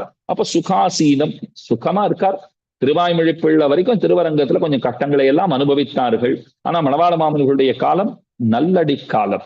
அடியார்கள் வாழ, அரங்கநகர் வாழ, சடகோபன் தண்டமிழ்நூல் வாழ, கடல் சூழ்ந்த மண்ணுலகம் வாழ மணவாள மாமுனியே இன்னொரு நூற்றாண்டிரும்னு ஓதுகின்றோமே. அப்படிப்பட்ட மணவாள மாமுனிகளை சேவிக்கிறேன்னு சொல்றார். அடுத்த ஸ்லோகம் பாடுறார். மயி பிரவிசதி ஸ்ரீமன் மந்திரம் ரங்கசாயினஹா பத்யுஹு பதாம்புஜம் திரஷ்டும் ஆயாந்தம் அவிதூரதா. இந்த ஸ்லோகத்திலிருந்து ஆரம்பிச்சு 13ஆம் ஸ்லோகம் வரையிலும் ஏகான்வயம்னு சொல்லுவார்கள். இது ஒன்றோடொன்று இணைத்து இணைத்து சேர்த்து சேர்த்து அனுபவிக்கத்தக்க ஸ்லோகங்கள். அப்படியே வரிசையா சொல்லிட்டு போறா போல இருக்கும். அதைத்தான் 13ஆம் ஸ்லோகம் வரைக்கும்ங்கிறத நினைவிலே கொள்ளுங்கள். இப்ப இந்த ஸ்லோகத்தாலே என்ன சொல்ல வர்றாருனால், சுவாமி உம்ம சேவிக்கிறதுக்காகத்தான் எறும்பியிலிருந்து புறப்பட்டு வந்தேன். இங்க வந்தேன்னா உம்ம பக்கத்துல வந்து சேவிக்காமல் போனேன்னா அங்க போய் திருவாராதனம் பண்ணலாம்னு திருவாராதனம் பண்றதுக்காக கோயிலாழ்வார் கதவங்களை திறப்பதற்கு முற்பட்டேன். உள்ளுக்குள்ள இருந்து பெருமாள் பிடிச்சுட்டு விட்டார் போல் இருக்கு. கதவை திறக்கவே விட மாட்டேன்னு விட்டார். ஏன்னு அவரே வந்து சொல்லிட்டார், நீ திரும்ப போ, மணவாள மாமுனிகளை சேவித்து அவரை ஆசிரயித்தால் அன்றி உன்னிடத்திலே திருவாராதனம் கொள்ளேன் அப்படின்னு சொல்லிட்டார். அதுக்காகத்தான் தேவரீரை சேவிப்பதற்காக நெடுந்தூரத்திலிருந்து அடியேன் வந்திருக்கேன். இவர் மட்டத்து வாசல்ல போயிருக்காரு. இப்போ கொஞ்சம் மனக்கண்ணால இப்படி சிந்தித்து பாருங்க, அங்க என்ன நடக்கிறதுங்கிறத நாம கொஞ்சம் அப்படியே மனக்கண்ணால சிந்தித்து பார்க்க வேண்டும். தேவராஜ குரு எறும்பியப்பா திருவரங்கத்திலே மணவாள மாமுனிகளுடைய மட்டத்திற்கு எழுந்தருளுகிறார். இன்னைக்கு மணவாள மாமுனிகள் சந்நிதி இருக்கிற இடம்தான் அந்த நாளிலே மணவாள மாமுனிகளுடைய மட்டம். அங்குதான் மணவாள மாமுனிகள் எழுந்தருளி இருந்தார். இப்ப வாசல் வரைக்கும் அவர் போயிட்டார். ஆர்த்தியோட நிக்கிறார். அப்படின்னா சேவித்தே ஆக வேண்டும் அப்படிங்கிற அந்த துவராதிசயம்னு சொல்லுவார்கள். ஒரு அந்த ஊற்றம் இருக்கோ இல்லையோ, சேவித்தே ஆக வேண்டும் அப்படின்னு அந்த பாவனையோடு அவர் நிற்கிறார். அந்த சந்தர்ப்பத்துல மணவாள மாமுனிகள் உள்ளுக்குள்ளே இப்படி எழுந்தருளுகிறார். வாசல் நோக்கி வராருன்னு வச்சுக்கோங்க. இவர் அவரை பார்த்துட்டார், சேவிச்சுட்டார். சேவித்த உடனே அவர் நினைக்கிறார், ரொம்ப சேவிக்கணும்னு அடியேன் வந்திருக்கேன், என்னை அனுகிரகிப்பதற்காகவே நீர் வருகிறீர் போல் இருக்கிறதே. உம்மை தேடி நான் வர வேண்டி இருக்க வாசல் வரைக்கும் வந்த என்னை அனுகிரகம் செய்வதற்காக, விஷயீகரிப்பதற்காக நீர் வருகிறீர் போல் இருக்கிறதே அப்படின்னு எண்ணுகிறார். அந்த நிருகேதுகமான கிருபையை கண்டு அவர் ஆச்சரியப்படுகிறார், விஸ்மிதராகிறார். என்ன கிருபை, என்ன கிருபை! இதுதான் கருணை.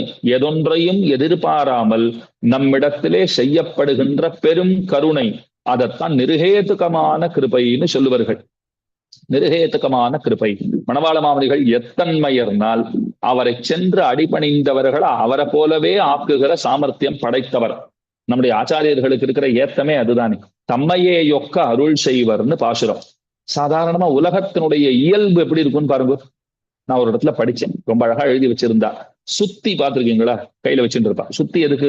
ஆணி எல்லாம் அடிக்கணும்னா அந்த சுத்தியை உபயோகப்படுத்துவார்கள். ஆணி நிமிர்ந்து நின்றதுன்னா சுத்திக்கு பிடிக்காதான். நன்னா கேட்டுக்கோங்க. ஆணி நிமிர்ந்து நின்றதுனால் சுத்திக்கு பிடிக்காது. அது தள்ள தட்டி தட்டி அடங்குடா அடங்குடான்னு சொல்லி அந்த ஆணியை உள்ள இறக்கிடுமா?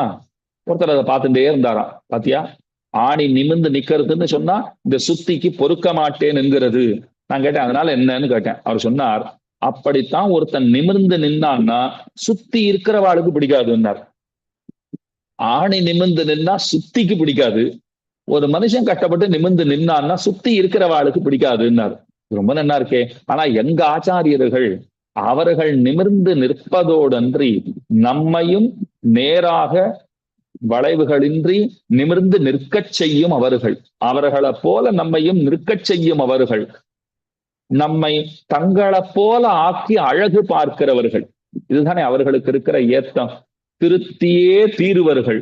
அதனாலதான் ஆழ்வார் ஈனச் சொல்லாயினுமாக எருதிரவையம் முத்தும் ஏன திருவா இடந்தவிரா இதெல்லாம் பாடினார் இல்லையோ. ஈனச் சொல்லாயினுமாக, நான் சொல்றது உங்களுக்கு கஷ்டமா இருந்தாலும் சரி, நான் சொல்ற பெரிய நல்ல உபதேசம் தான், ஆனா உங்களுக்கு ஈனச் சொல்லாவே இருந்தாலும் சரி, சொல்லாதொழியகில்லேன், சொல்லத்தான் போகிறேன் அப்படின்னு உபதேசம் எல்லாம் பண்ணினார் இல்லையோ. நம்மை திருத்துவதொன்றே அவர்களுடைய பணி, நிருகேதுகமான கிருபை. அதத்தான் மயர்வர மதிநல மருளினன் என்ன ஆழ்வார் பாடுகிறார். அந்த நிருகேதுகமான கிருபை பண்றா போல இவரை நோக்கி அப்படி வரா போல வராரு இல்லையோ. அதை சேவித்தார். மணவாள மாமனிகளை சேவித்தார். மாமனிகள் இப்போ எறும்பியப்பா கிட்ட எப்படி இருக்காருனால், மட்டத்துக்குள்ளே இருந்தே சேவை சாதிக்கிறார். ரொம்ப கிட்ட இருக்காருன்னு சொல்ல முடியாது, ரொம்ப தள்ளி இருக்காருன்னு சொல்ல முடியாது. நெருங்கி வரா போல வந்துட்டு இருக்காருன்னு வச்சுக்கோங்க. அந்த நிலையிலே அவர் சேவிக்கிறார். அடுத்த ஸ்லோகம் பாடுறார். சுதாநிதிமிவ ஸ்வைர ஸ்வீகிருதோதக்ர விக்கிரகம் பிரசன்னார்க்க பிரதீகாஷ பிரகாச பரிவேஷ்டிதம் என்று பாடுகிறார். மாமுனிகள் அவருடைய அவதாரம்ங்கிறது அவர் இச்சையினாலே நிகழ்ந்த அவதாரம். இங்க ஒரு கருத்தை முக்கியமா நாம புரிஞ்சுக்கணும். நாம் எல்லாம் பிறந்திருக்கிறோம்னால் கர்மம் காரணமாக பிறந்திருக்கிறோம். அவசியம் அனுபோக்தவ்யம் கிருதம் கர்ம சுபாசுபம்னு சொல்லுவார்கள். நல்லதோ கெட்டதோ செய்திருக்கிற நல்வினை தீவினைகளுடைய பலன்களை அனுபவிப்பதற்கு பொருட்டு நாம் இந்த பிறவியை எடுத்திருக்கிறோம். ஆச்சாரியர்கள் பிறந்தார்களே, மாமுனிகள் திருபவதரித்தாரே, கர்மம் காரணமாக பிறந்தாரானால் அவர்கள் இச்சையினாலே பிறந்தார்கள். இச்சா கிரகீதோ அபிமதோரு தேகான்னு பகவானை பத்தி சொல்லுவார்கள். அஜாயமானஹா பகுதா விஜாயத்தே. பகவான் கூட அவதாரங்களை எடுக்கிறார், பிறக்கிறார் இல்லையா. பல்பிறவி பெருமான்னு கொண்டாடப்படுகிறார். பொய்நின்ன ஞானமும் பொல்லாவழுக்கும் அழுக்குடம்பும் இன்னின்ன நீர்மை இனியாமுராமை உயிரளிப்பான் என்னின்ன யோனியுமாய் பிறந்தாய் இமையோர் தலைவாமை நின்று கட்டருளாய் அடியேன் செய்யும் விண்ணப்பமேன்னு பாசுரம் இருக்கா. பகவான் பிறக்கிறாரே, கர்மம் காரணமா பிறக்கிறார். இல்ல அவர் கிருபையின் காரணமாக பிறக்கிறார். இன்னும் உங்களுக்கு புரியுறா போல சொல்லணும்னா, அவர் ஏன் பிறக்கிறார்னா நாமெல்லாம் பிறக்கக்கூடாதுன்னு பிறக்கிறார். அவர் பிறப்பதற்கு காரணமே நாம பிறக்கக்கூடாதுங்கிறதுக்காகத்தானே அவர் பிறக்கிறார். நம்ம எல்லாம் எப்படியாவது வைகுண்டத்திலே கொண்டு போய் சேர்க்க வேண்டும்ங்கிறதுக்காகத்தான் அவர் அவதரிக்கிறார். அப்ப அவருடைய பிறவிங்கிறது அவருடைய இச்சையினாலே ஏற்படுகின்ற ஒன்று. மணவாள மாமுனிகள் அவர் நித்திய சூரிகளிலே ஒருவரே இங்கே மாமுனிகளாக திருபவதரித்திருக்கிறார்னு சொன்னால் அவரும் கர்மமடியாக பிறந்தவர் அல்லர், கிருபையடியாக பிறந்தவர், இச்சையினாலே பிறந்தவர். மாமுனிகளுடைய திருமேனி அது எப்படி இருக்கும்னால் மேலே வர்ணிக்கிறார். ஆனா பளிச்சுன்னு வெள்ளவளையர்னு இருக்கிற திருமேனி, வெள்ளை ஜீயர்னே மணவாள மாமுனிகளுக்கு ஒரு திருநாமம் உண்டு.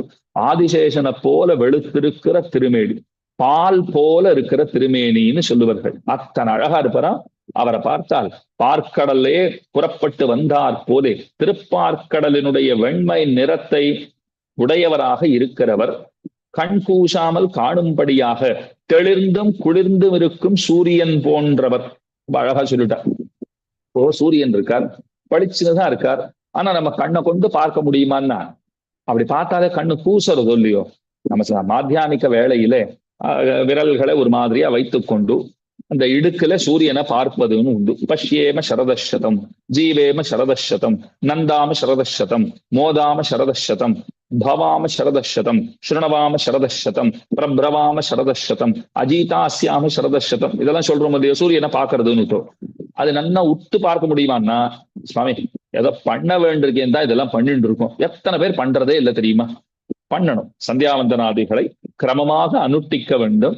நான் பார்த்து அந்த சூரியனை பார்த்து சொல்ல வேண்டிய மந்திரங்களை எல்லாம் சொல்லணும். அப்ப பார்க்கும்போது கொஞ்சம் கண்ணு கூசுறதுங்கிறது ஏற்படத்தானே செய்யும். இப்ப மாமுனிகள் எப்படி இருக்காருன்னா இப்படி வச்சுக்கோங்க. கண் கூசாமல் ஒரு சூரியனை நம்மாலே பார்க்க முடியும் என்றால் அந்த மாதிரி சூரியன் எங்க இருக்குன்னார். இருக்கார், மாமுனிகளா இருக்கார். அவர்தான் நாம கண் கூசாமலே பார்க்க தகுந்த சூரியனாட்டம் இருக்கார் அப்படிங்கிறதுதான் இந்த இடத்துல பொருளாக விளங்குகிறது. அப்ப இனிய ஒளிக்கதிர்களாலே சூழப்பட்டவருமாகிய மணவாள மாமுனிகளை வணங்கி துதிக்கிறேன். சந்திரனை போலவும் இருக்கார், சூரியனை போலவும் இருக்கார். ஒளிக்கு சூரியனை போல இருக்கார், தன்னழிக்கு சந்திரனை போல இருக்கார். இது ஒரு சேராச்சேர்த்தின்னு சொல்லலாம். சூரியனை போல ஒளிமிக்கவரா இருக்கார். இது உங்களுக்கு புரிஞ்சு போச்சு. இப்ப சூரியன் கிட்டயே அந்த வெப்பம் இல்லாமல், ஒளி இருக்கட்டும், வெப்ப சலனம் இதெல்லாம் இல்லாமல், இந்த வெப்பம் இல்லாமல் குளிர்ச்சி இருந்தா எப்படி இருக்கும் சுவாமி? சூரியன் பளிச்சுன்னு இருக்கணும். இப்ப தெரியறா போலவே அப்படியே தெரியணும். அது பாரத தேசத்துல சொல்லவே வேண்டாம். சுட்டெரிக்கிறது தான் சூரியன். நன்னா வெயில்ன்றது முக்காவாசி வெயில் தான். எப்ப பார்த்தாலும் அனல் தான், ஒன்றும் குறவே கிடையாது. அப்ப நல்ல ஒளி அப்படியே இருக்கட்டும். ஆனா சந்திரனுடைய குளிர்ச்சி அந்த சூரியன் இடத்துல இருந்தா எப்படி இருக்கும்னால் மணவாள மாமுனிகளாக இருக்கும். அவ்வளவுதான். அப்படிப்பட்ட மணவாள மாமுனிகளை வணங்குகிறேன்கிறார். அடுத்தது சொல்றார், பார்ஸ்வத பாணி பத்மாபியாம் பரிகிருஹ்ய பவத் பிரியௌ விநியஸ்யந்தம் சனைரங்கி மிருதுலவு மேதினி தலே. மாமுனிகள் மடத்துக்குள்ளே அப்படி எழுந்தருளுகிறார்.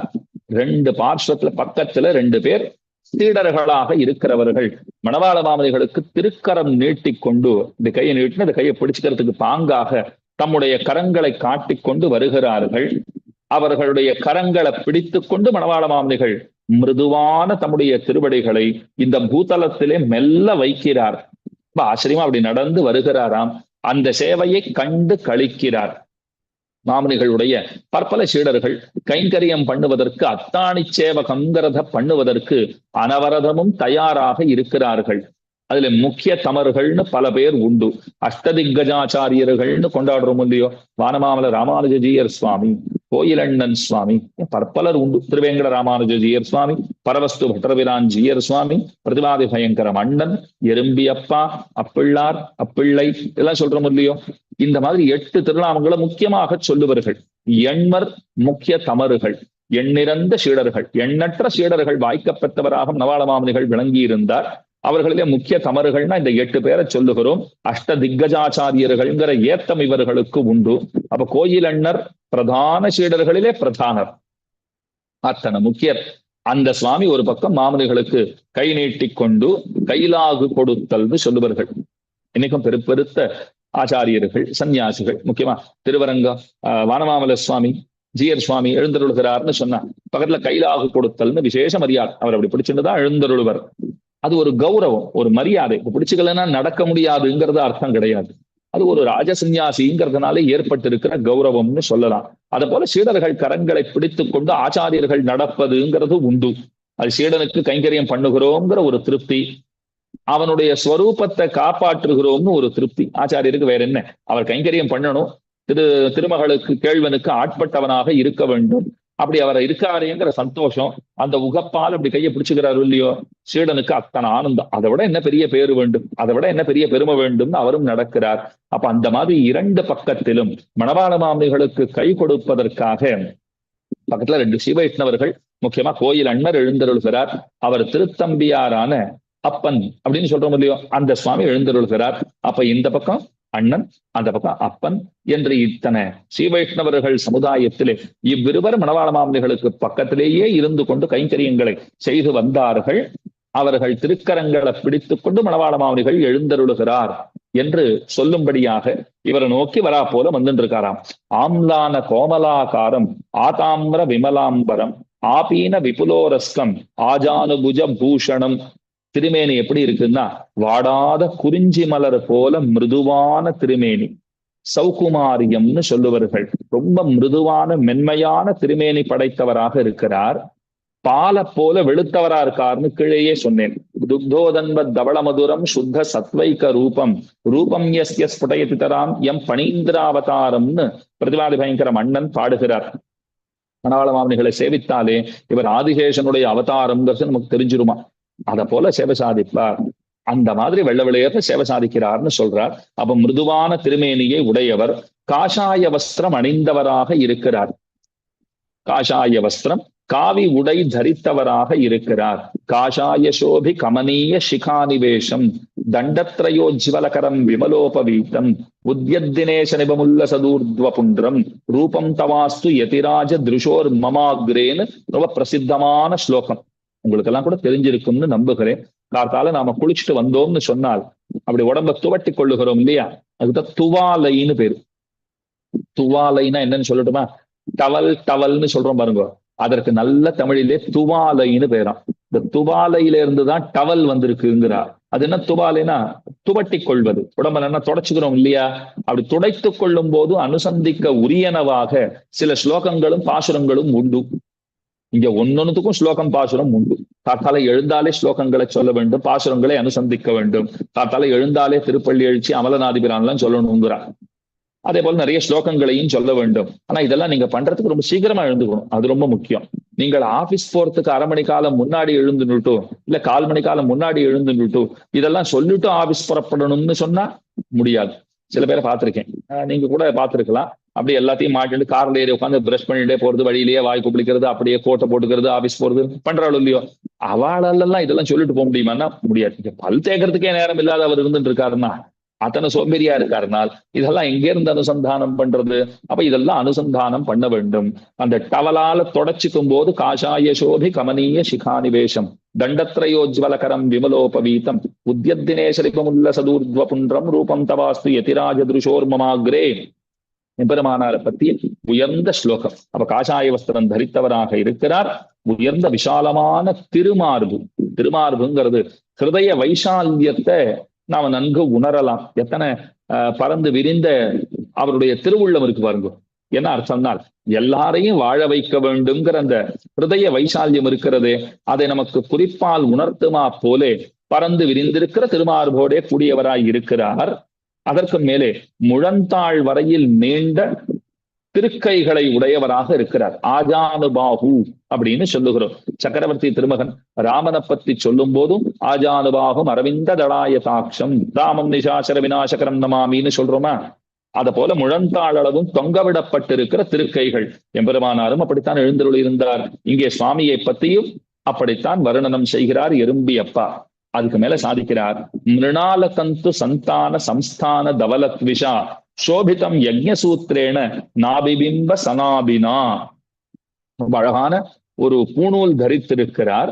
அந்த யஜ்ஞோபவீதம்ங்கிறது எப்படி இருக்குன்னா, எங்கோ வாசித்தேன் நடிகை. யஜ்ஞோபவீதம் இந்த மார்பில இருப்பது எப்படி இருக்கிறதுனால் பெரிய மலைத்தொடர். அந்த மலைத்தொடரிலே வெள்ளவெளேர் என்று ஒரு அருவி புறப்பட்டால் எப்படி இருக்கும்? என்ன அழகான வர்ணனை பாருங்க. ஒரு மலை தொடரிலே மலை சிகரத்திலே, திருப்பதிக்கு போச்சே நிறைய அதை பார்க்கலாம். திருப்பதியிலிருந்து திருமலைக்கு போகிற போது ஆங்காங்கே அந்த மலை தொடரிலிருந்து எத்தனை ஒரு அருவி பெருகான் இருக்கும்.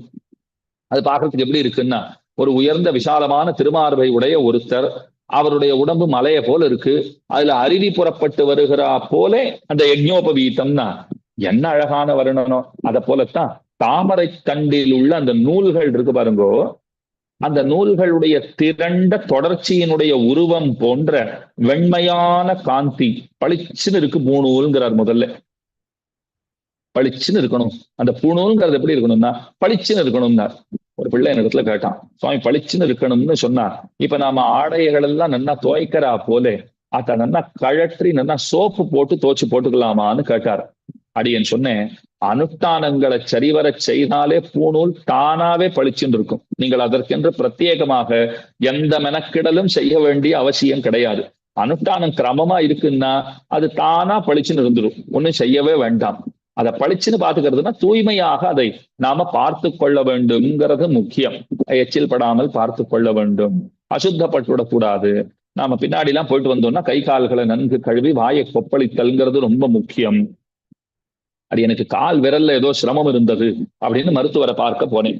மருத்துவர்கிட்ட காண்பிச்சேன். அவர் சொன்னார், இது ஒண்ணும் இல்லை, இது இந்த ஃபங்கஸ் தான், அதனாலதான் இப்படி ஆயிருக்கு, அதுக்கு ஒரு கிரீம் தரேன், நீங்க அதை தடவிக்கோங்க சரியாயிடும். நான் கேட்டேன், டாக்டர் இது ஏன் வந்ததுன்னு. அவர் சொன்னார், இப்பெல்லாம் எல்லாம் திரும்ப கை கால் அலம்புறது ரொம்ப அதிகமா போச்சுன்னார்.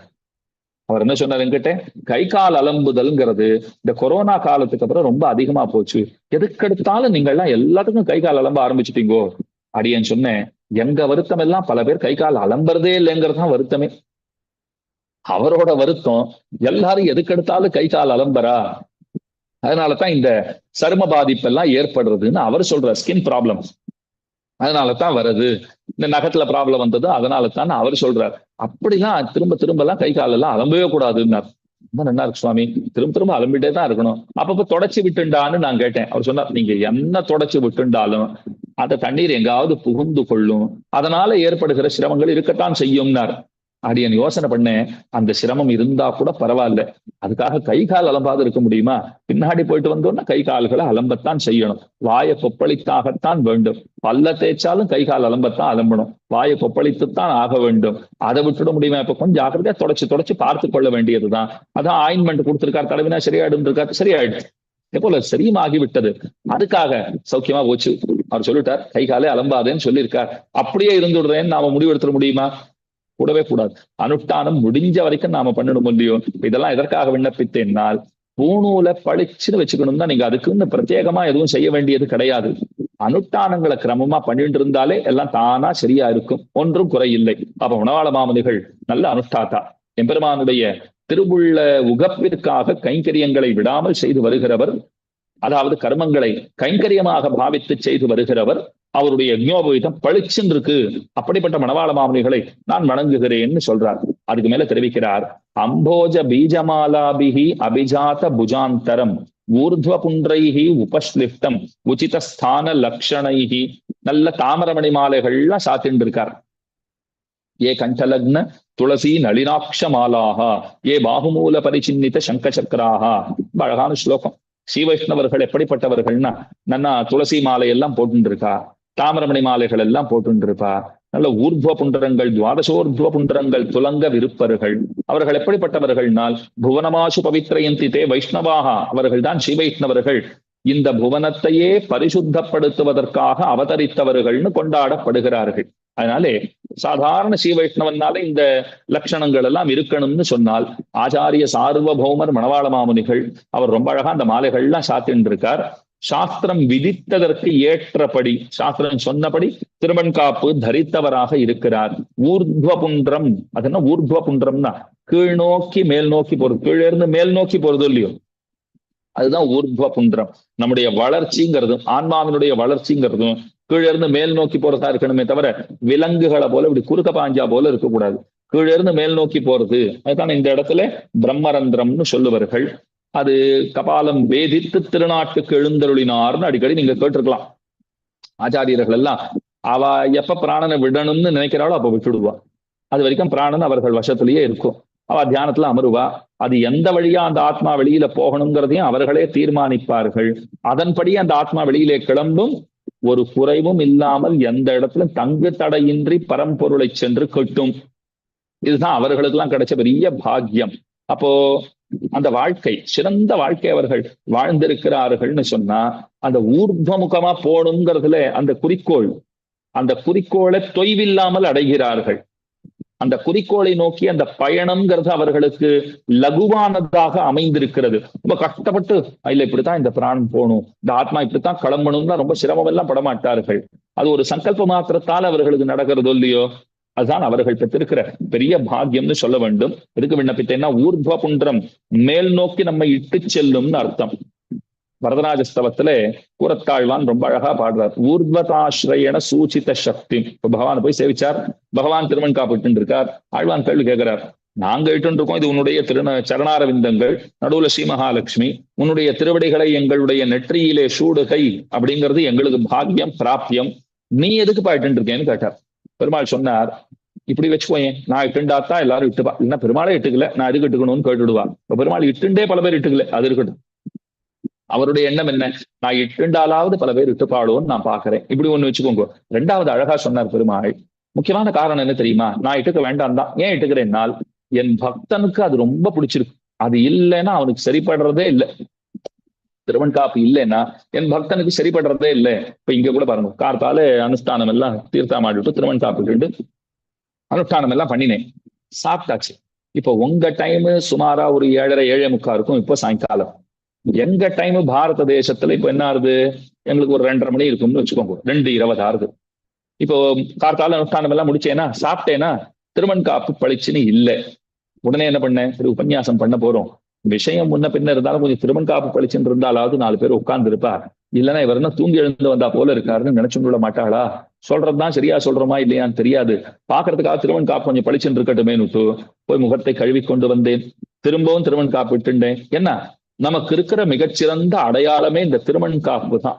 அதை நீங்களும் ஒருபோதும் விடக்கூடாது. அது அலுவலகத்துக்கு போனாலும் சரி, நீங்கள் வேற ஏதேனும் பணிகளிலே ஈடுபட்டிருந்தாலும் சரி, எப்ப எந்த நிலைமையிலே நீங்கள் இருந்தாலும் திருமண் காப்பை ஒருபோதும் விடாதீர்கள். இன்னைக்கு கார்த்தாலதான் ஒரு விஷயத்தை நினைத்து பார்த்தேன். நாங்கள்லாம் படிச்சுட்டு இருந்த போது, இப்ப ஆச்சு 42 43 வயசு ஆச்சு. 80கள்ல பிறந்தவா நாங்கள் இல்லையா? 81 அடியே அப்படி வச்சுக்கோங்க. இப்ப நாங்கள்லாம் ஸ்கூல் போகிறச்சேன்னா ஒரு சீச்சூர்ணம் தான் இட்டு அனுப்புவா. ரெகுலரா திருமண் காப்பெல்லாம் அந்த நாள்ல பெரும்பாலும் இட்டு போனது இல்லை. குடுமிலாம் வச்சுட்டா, வெளியில போனா குடுமின்னு கூப்பிடுறவா இருந்தா, கோவிந்தான்னு நம்மளை பார்த்து சொல்றவாள்லாம் இருந்தா. இன்னைக்கு அதெல்லாம் நிறைய குறைஞ்சு போச்சு பாருங்க. இன்னைக்கு நிறைய குழந்தைகள், ரொம்ப சந்தோஷமா இருக்கு, வர்த்ததாம் அபிவர்த்ததாம்னு ஸ்ரீ வைஷ்ணவர்கள் எல்லாம் மங்களாசாசனம் பண்ணணும். நிறைய குழந்தைகள் திருமண் காப்பு அணிந்து கொண்டு பள்ளிக்கூடங்களுக்கு செல்லுகிறார்கள். கிரமமா திருமண் காப்போடையே போறா. ஆபீஸ்க்கு போறவாளும் திருமண் காப்பு இட்டு போயிட்டு இருக்கா. இதெல்லாம் நல்ல மாற்றம். இந்த மாற்றம் தொடர்ச்சியாக இயங்க வேண்டியது. இந்த மாற்றம் மாறாமல் இருக்க வேண்டியது. மாற்றம் ஒன்றே மாறாதது என்றாலும் இல்லையோ, இந்த மாற்றம் இது இப்படியே இருக்க வேண்டியது. இந்த மாற்றத்திற்கு எந்த பாதிப்பும் வாராதிருப்பதாகுக. உங்க கிட்டலாம் கூட பிரார்த்தனை என்னன்னா, நீங்கள் திருமண் காப்பை ஒருபோதும் துறவாதீர்கள். அது தென்கல சம்பிரதாயமா இருக்கலாம், வடகல சம்பிரதாயமா இருக்கலாம். அவரவர்களுக்கு எந்த சம்பிரதாயம் வாய்த்திருக்கிறதோ, எந்தெந்த சம்பிரதாயத்தை சேர்ந்தவர்களாக இருக்கிறீர்களோ அதற்கு அனுகுணமான திருமண் காப்பை ஒருபோதும் மறவாதீர்கள், அணிந்து கொள்ள தயங்காதீர்கள். இதை அடியேன் ரொம்ப பிரார்த்தனையாக உங்களிடத்துல வைத்துக் கொள்கிறேன். ஏன்னா நம்முடைய அடையாளமே அதுதானே. நீங்கள் திருமணிட்டு கொண்டு போனாலே உங்களால ஒரு பெரிய பிரச்சாரம் நடந்து கொண்டிருக்கிறதுன்னு அர்த்தம்.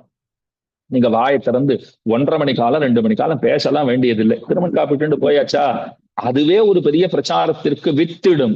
உங்களை பார்த்தாத்தான் தங்களுடைய நாளே அமைந்ததுன்னு சில பேர் எண்ணுவார்கள். திருமணம் ஒருத்தர் வரார், அவரை பார்த்தாலே என்னமோ என்னுடைய டே அன்னைக்குதான் சொல்றாளோ இல்லையோ, மேட் மை டே அப்படின்லாம் சொல்றாளோ இல்லையோ, அந்த மாதிரி பல பேருக்கு அந்த ஃபீலிங் ஏற்படும், அந்த எண்ணம்ங்கிறது ஏற்படும். திருமண் காப்புக்கு அத்தனை வைபவம் இருக்கு. அதனால பகவான் என்ன சொல்லிட்டார், என் பக்தனுக்கு திருமண் காப்புலாம் ரொம்ப பிடிச்சிருக்கா, அவனுக்கு பிடித்ததே காரணமா எனக்கும் பிடிச்சது, அவனுக்கு பிடிச்சது எனக்கும் பிடிக்கும், அதனால நான் இட்டுக்கிறேன்னுட்டார். இப்ப பெருமாளுக்கு தாயார ரொம்ப பிடிக்கும். ஏன் பிடிக்கும்னா, தாயார் தானே நம்ம எல்லாம் பகவானிடத்துல சேர்ப்பிக்கிறாள், அதனாலதான் தாயாரை பிடிக்கும். அவள் அழகா இருக்கா, குணத்தோட இருக்கா, மிகச்சிறந்தவள், அதெல்லாம் காரணம் அன்று. பெருமாள் சொல்லிட்டார், என் அடியவர்களை என்னிடத்திலே கொண்டு வந்து சேர்ப்பிப்பவள் இவள்தான். இவ புருஷகாரம் பண்ணாத்தானே அடியவர்களை நான் அடையவே முடியும். அப்ப அடியவர்களை சேர்ப்பிப்பவள்ன்றதுனால்தான் ரொம்ப பிடிக்கும். அடியவர்களுக்கு திருமண் காப்பு ரொம்ப பிடிக்கும்னா எனக்கும் பிடிக்கும், நானும் இட்டுக்கிறேன் பெருமாள். அப்ப ஏற்பட்ட திருமண் காப்பும் அந்த துளசி மாலை முதலானவைகளை அணிந்திருப்பவரான மாமனிகளை வணங்குகிறேன். காஷ்மீர கேசரஸ்தோம கடார ஸ்னிக்த ரோச்சிஷா கௌஷேயேன சமிந்தானம் ஸ்கந்த மூலாவலம்பினா. அவருடைய தோள்களிலே அந்த பட்டு வஸ்திரத்தை, உத்தரியத்தை தரித்திருக்கிறார். அத சொல்றார், குங்குமப்பூக்களின் சமூகம் போலே செந்நிறமாய் பளபளத்த காந்தியை உடையதாய் சக்கச்சவேல் இருக்கிற ரொம்ப ஆச்சரியமான வஸ்திரம், பட்டு வஸ்திரம். சுவாமி, சன்னியாசி பட்டு வஸ்திரம் தரித்திருக்கலாமா அப்படின்னால், நம்முடைய சன்னியாசிகள் கைங்கரியத்தினுடைய காரணமாக, கைங்கரிய பிரயுக்தமாக ஒரு ஆஸ்தானத்தை அலங்கரித்திருக்கும் அவர்கள். முக்கியமான நோக்கம் என்ன? கைங்கரியம்ங்கிறது தானே தவிர ரொம்ப பரம விரக்தர்கள், அதுல ஒன்றும் சந்தேகமே கிடையாது. பரம விரக்தர்கள், வைராக்கியத்தாலே பரிபூரணர்கள். ஆனா கைங்கரியம் தான் பிரதானம். பகவானுக்கு முன்ன ஒரு வாச்சா கைங்கரியம் பண்றான்னா அவர் எதிர நிற்கணும்னா எப்படி நிற்க வேண்டும் உங்களுக்கு புரியுற மாதிரி நான் சொல்றேன். நீங்களே பல பேர் ஆபீஸ்க்கு எல்லாம் போறீங்க, மேலதிகாரிகள்லாம் இருப்பா. நீங்கள் தலையை சரியாக சீவிக்கொள்ளாமல், என்ன மாதிரி இருந்துட்டா ஒரு பிரச்சனையும் இல்லை, அதை விட்டுடுங்க. நன்னா தலைமுடி நன்னா இருந்ததுன்னா அதை அழகா நன்னா படிய வாரி கொண்டு போக வேண்டும். நன்னா டையெல்லாம் கட்டிக்கணும். கோட்டு சூட் எல்லாம் சரியாக நீங்கள் போட்டுக்கொள்ள வேண்டும். ஷூ சரியா போட்டுக்கணும். குழந்தைகள் ஸ்கூலுக்கு போற குழந்தைகளை பாருங்க, சாக்ஸ் சரியா இருக்கணும், ஷூ சரியா இருக்கணும், ஐடென்டி கார்டு எங்கன்னு கேட்கறது, ட்ரெஸ் எல்லாம் நீட்டா இருக்கணும், அயன் பண்ணி வச்சியான்னு கேட்கறது, எல்லாம் கேட்கறது இல்லையோ. அப்ப இதெல்லாம் ஏதோ வயிற்றுக்கு மாரடிக்கிறதுக்கு செய்யற விஷயம். அதையே இத்தனை கிரமமா செய்யணும்னு சொன்னால், பகவானுக்கு முன்பாக கையை கட்டி கொண்டு அவனுடைய தொண்டர்களிலே ஒருவனாக நாம் நின்று கொண்டு அவனுக்கு ஒரு வாச்சா கைங்கரியமோ அல்லது வேற ஏதாவது அவர் விதித்திருக்கிற கைங்கரியங்களை நாம பண்ணுகிறோம்னு சொன்னால், அதற்கு எத்தனை சரியாக அதுக்குன்னு ஒரு யூனிஃபார்ம் இருக்கத்தானே செய்யும். பளிச்சுன்னு போய் நிற்க வேண்டாமா? நான் தலையை சொரிஞ்சுன்னு போய் நின்றேன்னா அவருக்கு பிடிக்குமா? பிடிக்காது. அப்ப அதுக்கேற்றா போல நிக்கணும்னு சொன்னால் நல்ல உயர்ந்த வஸ்திரங்களை தரித்து கொண்டு அவருக்கு எதிரிலே போய் நிற்க வேண்டும். நல்ல வஸ்திரங்களை, சுத்தமான வஸ்திரங்களை நாம் தரித்து கொண்டு போய் நிற்க வேண்டும். ஆச்சாரம்னாலே என்ன அர்த்தம்? தூய்மைங்கிறது தான் அர்த்தம்.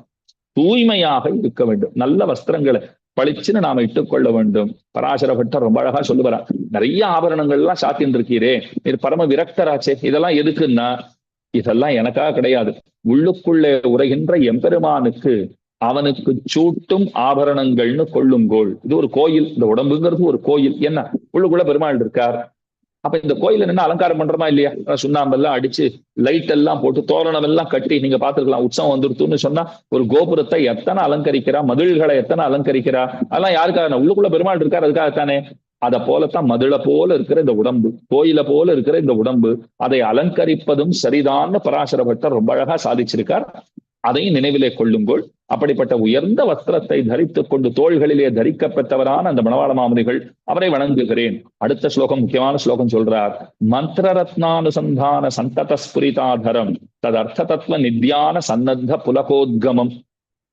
மந்திரங்களிலே உயர்ந்தது எதுன்னா துவய மந்திரம் தான் ரொம்ப ரொம்ப உயர்ந்தது.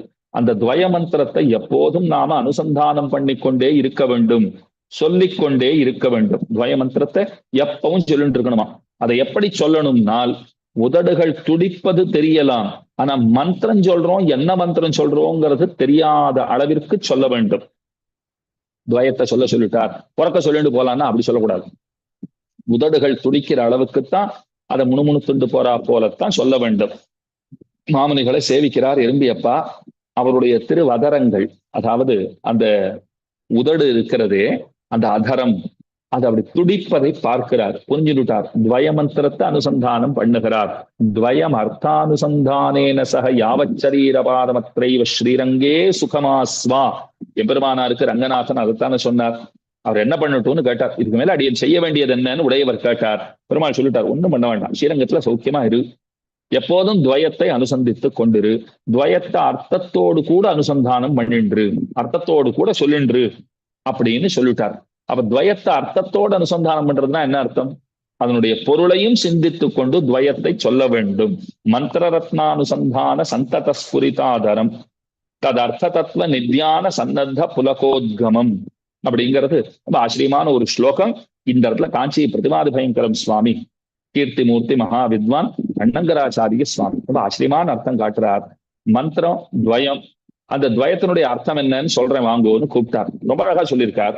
ஸ்ரீமன் நாராயண சரணௌ சரணம் பிரபத்யே, இது பூர்வ வாக்கியம். ஸ்ரீமதே நாராயணாய நமஹ, இது உத்தர வாக்கியம். இதுதானே துவயம். இத மாமுனிகள் எந்த நினைவோட சொல்லுவார்னால், ஸ்ரீமன் நாராயண சரணௌ, ஸ்ரீமன் நாராயணனுடைய திருவடியணை தாமரைகளாக விளங்குகிறவரான நம்மாழ்வார், அவர் தானே எம்பெருமானுடைய மாறன் அடி பணிந்து உய்ந்தவர் எம்பெருமானார். பூமன்னுமாது பொருந்திய மார்பன் புகழ்மலைந்த பாமன்னு மாறன் அடிபணிந்து உய்ந்தவன் இராமானுஷன்னு பாடுறோம் இல்லையோ. எம்பெருமானுடைய பாதுகங்களாக இருப்பவர் நம்மாழ்வார். ஸ்ரீமன் நாராயண சரணவ், எம்பெருமானுடைய திருவடிகளாகவே இருப்பவர் நம்மாழ்வார். ஸ்ரீமன் நாராயண சரணவ் சரணம் பிரபத்யே, அந்த நம்மாழ்வாருடைய திருவடிகளாக இருக்கிறவர் எம்பெருமானார். இப்ப பாருங்க, இந்த தனியன், அதாவது மன்னிக்கணும், இந்த மந்திரத்தை சொல்லும் போதே ஸ்ரீமன் நாராயண சரணம் சரணம் பிரபத்யே ஸ்ரீமதே நாராயணாய நமஹா அப்படின்னு இந்த மந்திர ரத்னத்தை அனுசந்தானம் பண்ணும் போதே அதனுடைய அர்த்தத்தையும் சேர்த்தே அவர் அனுசந்தானம் பண்றார். கூட கூட என்ன சொல்லிட்டு வர்றாரு பாருங்க, ஆழ்வாருடைய தியானமும் ஓடுகிறது, எம்பெருமானாருடைய தியானமும் ஓடுகிறது. தது அர்த்த தத்துவ நித்யான சன்னத்த புலகோத்கமம், அந்த அர்த்தத்தை சிந்தனை பண்றார். சிந்தனை பண்றதுனாலேயே உடம்பெல்லாம் அவருடைய மெய்சிலிர்த்து போகிறதாம். மயிர் கூச்செறிதல்னு சொல்லுவார். அந்த புலகாங்கிதம் அடைகிறார், அர்த்தத்தை சிந்தனை பண்றார், அந்த அர்த்தம் உள்ள ஓடுறது. அதனாலே உடம்பு ஒரு விகாரத்தை, மாறுபாட்டை அடையிறது. கொஞ்சம் உடம்பெல்லாம் நடுங்கினா போல ஆகிறது, கண்ணநீர் பெருகுகிறது, மயிர்கூச்செறிதல்ங்கிற நிலை உண்டாகிறது. அந்த நிலையிலே மணவாள மாமுனிகளை சேவிக்கிறார். புரிஞ்சுட்டார், இவர் துவயத்தை அர்த்தத்தோட சொல்லிட்டு இருக்கார், அதனால தான் இத்தனை மாறுபாடு ஏற்பட்டிருக்கிறது. ஸ்மயமான முகாம்போஜம், தயமான திருகஞ்சலம், மயி பிரசாத பிரவணம், மதுரோதார பாஷணம், எப்போதும் சிரித்த முகம், திருமுக மண்டலம்ங்கிறது எப்போதும் சிரித்தபடியே காட்சி தருகிறார். முனியார் துயரங்கள் முந்திலும் இன்பங்கள் மொய்த்திடினும் கனியார் மனம். அமுதனார் பாடுறாரு இல்லையோ, ஸ்ரீவைஷ்ணவா எப்படி இருப்பான்னா நிறைய சந்தோஷம் வந்துடுதா அதுக்காக ஆகாசத்துக்கும் பூமிக்கும் குதிக்க மாட்டார். பெரிய கஷ்டம் வந்துடுதா அதுக்காக துவண்டு போய் மூலையிலே வீத்திருக்க மாட்டார்கள். எல்லாத்தையும் சமமா எடுத்துக்கிறவாங்கிறா. பாகவதம் ரொம்ப அழகா ஒரு விஷயத்த சொல்லும். பெரிய மழை பெஞ்சதுன்னு வச்சுக்கோங்க, காட்டாற்று வெள்ளம் அடித்து கொண்டு போகிறதுனால் அதுல மரம் செடி கொடி எல்லாம் அடிச்சுட்டு போறதை நீங்க பார்த்துருப்போங்க. மலை என்னைக்காவது ஆடி பார்த்துருக்கீங்களா? அது ஆடாது. நீ எத்தனை வேணா மழையை பொழிந்து கொள், வானமே நான் இருக்கிறபடி இப்படியே தான் இருப்பேன்னு அந்த மலை அப்படியே ஆடாமல் அசையாமல் இருக்குமோ இல்லையோ, அப்படித்தான் ஞானிங்கிறவன், பக்தங்கிறவன் அப்படித்தான் இருப்பான். எதுக்கும் அவன் கலங்குவதில்லை அப்படிங்கிறதான் அவனுக்கு இருக்கிற ஏத்தம். அதுதான் அவனுடைய பெருமை. எப்போ ஒரு சிரிப்போட எதையும் எதிர்கொள்கிறவனாக இருக்கிறானே அதை போல இருக்கார். எப்போதும் அவருடைய திருக்கண்கள் கருணையினாலே நிரம்பி இருக்கின்றன. இன்னொன்னு, இத்தனை நாளா இவர்கிட்ட நான் வரல, அதுக்காக கோச்சுட்டாரா? என்ன சுவாமி, போன வாட்டி ஸ்ரீரங்கம் வந்தீர், காலக்ஷேபத்துக்கும் வந்து ஏதோ பட்டுப்படாம தள்ளி இருந்துட்டீர், பக்கத்துல வந்து தீர்த்தம் கூட வாங்கிக்கல, விழுந்து வணங்கல, இப்ப என்னமோ பக்கத்துல வந்திருக்கீரே, அதெல்லாம் வரக்கூடாதுன்னு சொல்ல போறாரா? சொல்ல மாட்டார். அதே கனிவான பார்வை. வந்தீரா, ரொம்ப சௌக்கியம், இங்குதான் வர வேண்டும், எங்கு வர வேண்டுமோ அங்கு வந்திருக்கிறீர்ங்கிறத உணர்த்துமா போலே, குறிப்பால் சொல்லுமா போல ஒரு பார்வை பார்க்கிறார் இல்லையோ, அதை கொண்டாடுறார். இத்தனை நாள்கள் தம் திறத்தில் பாராமுகம் காட்டியிருந்த அடியேனிடத்திலும் கூட அருள் புரிவதில் ஊக்கமுடையவராக திகழ்கிறார். அதுக்கும் மேலே அவர் உபதேசம் பண்ற விஷயங்கள் அனைத்தும் செவிக்கிணைய விஷயங்களை எல்லாம் சொல்பவராக இருக்கிறார். அப்படிப்பட்ட மணவாள மாமுனிகளை வணங்குகிறேன். மேல சொல்றார், ஆத்மலாபாத்து பரம் கிஞ்சித்து அந்யத்து நாஸ்தீதி நிச்சயாத்து அங்கீகர்த்தமிவ பிராப்தம் அகிஞ்சனம் இமம் ஜனம். ஜீவாத்மா பரமாத்மாவுக்கு ஆட்பட்டவன், அதை ஜீவன் மறந்து போகிறான். மணவாள மாமுனிகள் என்ன செய்கிறார்? அதை நினைவூட்டுகிறார். எம்பெருமானுக்கு ஏற்றவனாக நம்மை ஆக்குகிறார், அவனிடத்துல கொண்டு போய் நம்மை சேர்க்கிறார். அதை முக்கிய கடமையாக நினைத்து அவர் செயலாற்றுகிறார். அதை போல என்ன பகவானிடத்திலே தொண்டனாக்குவதிலே முனைப்போடு செயல்படுகின்ற அந்த மணவாள மாமுனிகள் எனக்கு எதிரிலே வந்து கொண்டிருக்கிறார். அவரை வணங்குகிறேன். பவந்தமேவ நீரந்திரம் பஷ்யன் வஷ்யேன சேதசா முனேவரவர சுவாமின்னு முகுஸ்வாமேவ கீர்த்தையன்னு. அடுத்த ஸ்லோகத்தையும் சேர்த்தே பார்த்துள்ளலாம். அந்நிய விஷயஸ்பர்ஷ விமுகைஹி அகிலேந்திரியைஹி பவேயம் பவதுக்கானாம் அசக்கியானாம் அனாஸ்பதம். சுவாமி, அடியன் தேவரீருடைய சொத்து, தேவரீருக்கு சுவாமித்துவம்ங்கிறது உண்டு, சொத்தை உடையவர் நீர், அடியனை ஏற்றுக்கொள்ளத்தக்க உபாயத்தை சிந்தை செய்யும் மகானுபாவர். எப்போதும் தேவர் என்ன தெரியுமா நினைக்கிறீர்? என்னை எப்படி அனுகிரகம் பண்றதுங்கிறது தான் உம்முடைய விசாரம். நம்மளை எப்படி காப்பாத்திக்கணுங்கிறது ஆச்சாரியர்களுடைய விசாரம் அன்று. அதாவது தங்களை எப்படி காப்பாற்றிக் கொள்ள வேண்டும் என்பது அவர்களுடைய விசாரம் அன்று. இவர்களை எப்படி காப்பாற்றுவதுங்கிற விசாரம் தான் எப்போதும் அவர்கள் செய்கிறார்கள். அதிலே சிறந்தவர் மாமுனிகள். திருமேனி அழகு அவரிடத்திலே உண்டு, நீர்மை அவரிடத்திலே உண்டு, எளிமை அவரிடத்திலே உண்டு. இத போல எண்ணற்கரிய நற்குணங்களுக்கு இருப்பிடமாக அவர் இருக்கிறார். அப்படிப்பட்ட அந்த மணவாள மாமுனிகள் அவரையே நான் இடைவிடாமல் கண்களாலே ஆறப்பருகி கொண்டும் உண்மையே பார்த்து கொண்டும் தேவரீருடைய அருளாலே அடியனுக்கு வசப்பட்ட மனசுடன், என் மனசு நேற்று வரைக்கும் நான் சொன்னதையே கேட்காது, இன்னைக்கு உண்மையே அனுபவிக்கணும்னு நான் சொன்னா அது கேட்கறது. இன்னைக்கு கேட்கறது எப்படின்னா, என் முயற்சியால அல்ல, உம்முடைய அனுகிரகத்தால் அது கேட்கிறது. நேற்று வரைக்கும் நான் சொன்னா அதுக்கு விரோதமா தான் செய்யும் என் மனசு. இன்னைக்கு நான் சொல்றேன், அவரே பார்த்துன்று மனசே வேற எதையும் நினைக்காதே, மணவாள மாமுனிகளையே ஸ்மரணம் பண்ணுன்னா அது பண்றதே, நான் சொன்னா கேட்கறதே. என்ன ஆச்சரியம்னா, அது என்னால நடக்கல சுவாமி, உம்மால நடக்கிறது, உம்முடைய அனுகிரகத்தால் தான் அது அப்படி செய்கிறது. அதனால தேவரீரைத்தான் ஸ்தோத்திரமே பண்ண வேண்டும். தேவரீரை ஸ்தோத்திரம் செய்து கொண்டு மற்றைய விஷயங்களில் இருந்து நான் விலகி இருப்பவனாக, எதெல்லாம் உண்மை தவிர்ந்த விஷயங்கள் உண்டோ அவற்றிலிருந்து விலகி இருப்பவனாக, இந்த பிறவியினால் உண்டாகும் பொறுக்க முடியாத துக்கங்களை எல்லாம் கடந்தவனாக, இந்த துக்கங்கள் அற்றவனாக நான் ஆகக் கடவேன். உம்முடைய அருளால்தான் அது நடக்கணும்னு வேண்டுகிறார். பரேத்யுஹு பஷ்சிமேயாமே யாமின்யாக சமுபஸ்திதே பிரபுத்திய சரணங்கத்வா பராம் குரு பரம்பராம்.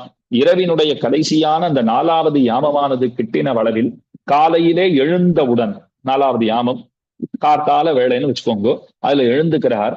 எழுந்தவுடனே எம்பெருமான் தொடக்கமாக தம்முடைய ஆச்சாரியர்கள், திருவாய்மொழி பிள்ளை முடிவாக உள்ள ஆச்சாரியர்களின் தொடர்ச்சியை தியானித்து சரணம் புகுகிறார் மாமுனிகள். இம்மால எழுந்துக்கிறார்னா என்ன செய்கிறார் அப்படின்னா, குரு பரம்பரா வந்தனம், குரு பரம்பரையை எண்ணிக்கொள்கிறார். தியாத்வா ரகசிய திரிதயம் தத்வ யாதாத்மிய தர்ப்பணம் பரவியூஹாதிகான் பத்யுஹு பிரகாரான் பிரணிதாயச்ச. ஜீவாத்ம ஸ்வரூபம், ஜீவாத்மாவனுடைய தன்மை என்னன்னா அதனுடைய உண்மையான வடிவம், அதை எதை கொண்டு தெரிஞ்சுக்கலாம்? திருமந்திரம் துவயம் சரம ஸ்லோகம் அவத்தை கொண்டுதான் இந்த ஆத்மாவுடைய தன்மை என்னங்கிறதையே நாம தெரிந்து கொள்ளலாம். அதைத்தான் ரகசியத்திரயம்னு சொல்லுவார்கள். அதை அர்த்தத்தோட தியானம் பண்ணி இந்த உலகத்துக்கே தலைவனான ஸ்ரீமன் நாராயணன் அவனுடைய 5 நிலைகள் பரவியூக விபவ அந்தர்யாமி அர்ச்சைன்ற மொழியோ பரவியூக விபவ ஹார்தம் ஹார்தம் அதுக்கு மேலே அர்ச்சைன்னும் சொல்லுவார்கள். அந்த 5 விஷயங்களை பரத்வாதி பஞ்சகம் அதை அனுசந்தானம் பண்றார். ததா பிரத்யுஷசி ஸ்நாத்வா கிருத்வா பௌர்வான்னிகி கிரியாக யதீந்திர சரணத்வன்வ பிரவணேனைவ சேதசா. அதற்கு பின்பு அருணோதய காலத்திலே நீராடி காலையிலே செய்ய வேண்டிய சுத்த காஷாய வஸ்திரம் தரித்தல், சந்தியாவந்தனம் பண்ணுதல், இந்த நித்திய கர்மானுஷ்டானங்களை எல்லாம் பண்ணி எம்பெருமானாருடைய திருவடி இணையில் தமக்குள்ள பரமபக்தி ஒன்றையே பற்றாசாக கொண்ட பவித்திரமான மனத்துடன் எப்பவும் எம்பெருமானார் தியானம் பண்ணிண்டே இந்த காலை செய்ய வேண்டிய அனுஷ்டானங்களை எல்லாம் பண்ணுகிறார். அத ரங்கநிதிம் சம்யக்கு அபிகம்ய நிஜம் பிரபும் ஸ்ரீநிதானம் சனைஸ்தஸ்ய சோதயித்வா பதத்வயம். காலை அனுஷ்டானங்களை முடிச்சுட்டு வட திருக்காவேரிக்கு போய் அனுஷ்டானங்கள் எல்லாம் பண்றார். தீர்த்தாமாடுதல் முதலானவைகள் எல்லாம் வட திருக்காவேரியிலே போய் பண்ணுகிறார். அதுக்கு மேலே மட்டத்திற்கு எழுந்தருளுகிறார். திருவாராதன பெருமாள் ஸ்ரீரங்கநிதி போன்ற அரங்க நகரப்பன், பெருஞ்செல்வமான அந்த அரங்க நகரப்பனை முறைப்படி பக்தியோட கிட்டி தண்டன் சமர்ப்பித்து, இன்னைக்கு ஸ்ரீரங்கத்துக்கு போனா மணவாள மாமனிகள் சந்நிதியிலே அவருடைய திருவாராதன பெருமாள் அரங்க நகரப்பனை நாம சேவித்துக் கொள்ளலாம். அந்த பெருமானுடைய கைங்கரியத்துக்கு இருப்பிடமான அவனுடைய திருவடி இணையை ரொம்ப பரபரப்பில்லாமல் நம்ம பண்றா போல வேக வேகமாலாம் திருவாராதனம் பண்ணலை. அதான் இந்த இடத்துல ரொம்ப அழகா சொல்றா, பரபரப்பு இல்லாமல் பரம ஸ்ரத்தையோட தீர்த்தத்தினாலே அந்த பெருமானுக்கு திருமஞ்சனம் எல்லாம் பண்ணி பஞ்சசூக்தாதிகளை எல்லாம் சொல்லி பாசுரங்களை எல்லாம் அனுசந்தானம் பண்ணி கொண்டு திருமஞ்சனம் பண்றார். இதெல்லாம் பார்த்துட்டு இருக்கார். இதை அனுசந்தானம் பண்ணிட்டு அப்படியே அதாவது சேவித்துக் கொண்டே எறும்பியப்பா அனுசந்தித்துக் கொண்டிருக்கிறார். 17 ஸ்லோகங்களை அனுபவிச்சுட்டோம். இப்ப 18ல இருந்து ஆரம்பித்து மீதம் இருக்கிற ஸ்லோகங்கள், அதுக்கு மேல உத்தர தினச்சரியையினாலே நாம் பெறப்படுகின்ற அர்த்த விசேஷங்கள், அவற்றையெல்லாம் நாளைக்கு இந்த கோட்டியிலே விண்ணப்பம் பண்ணுகிறேன்.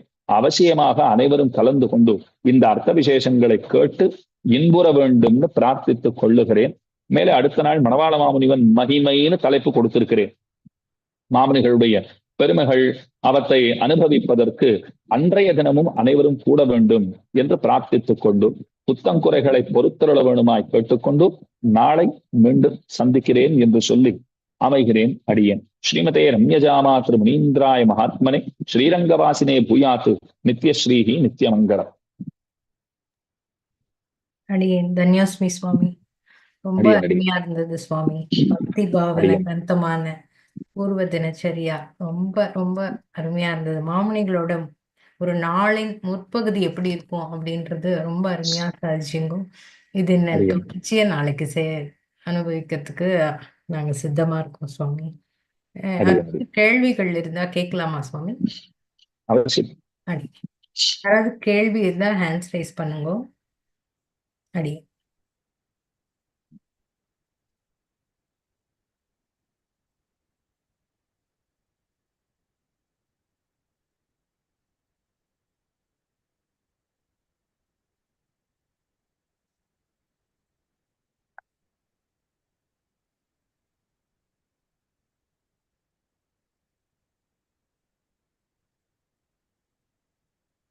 அடியேன் சுவாமி நமஸ்காரம். சேவிச்சுக்கிறோம் சுவாமி, தண்டன் சமர்ப்பிச்சுக்கிறோம். அடியேன் தேவரீர் சாதிக்கும் பொழுது இந்த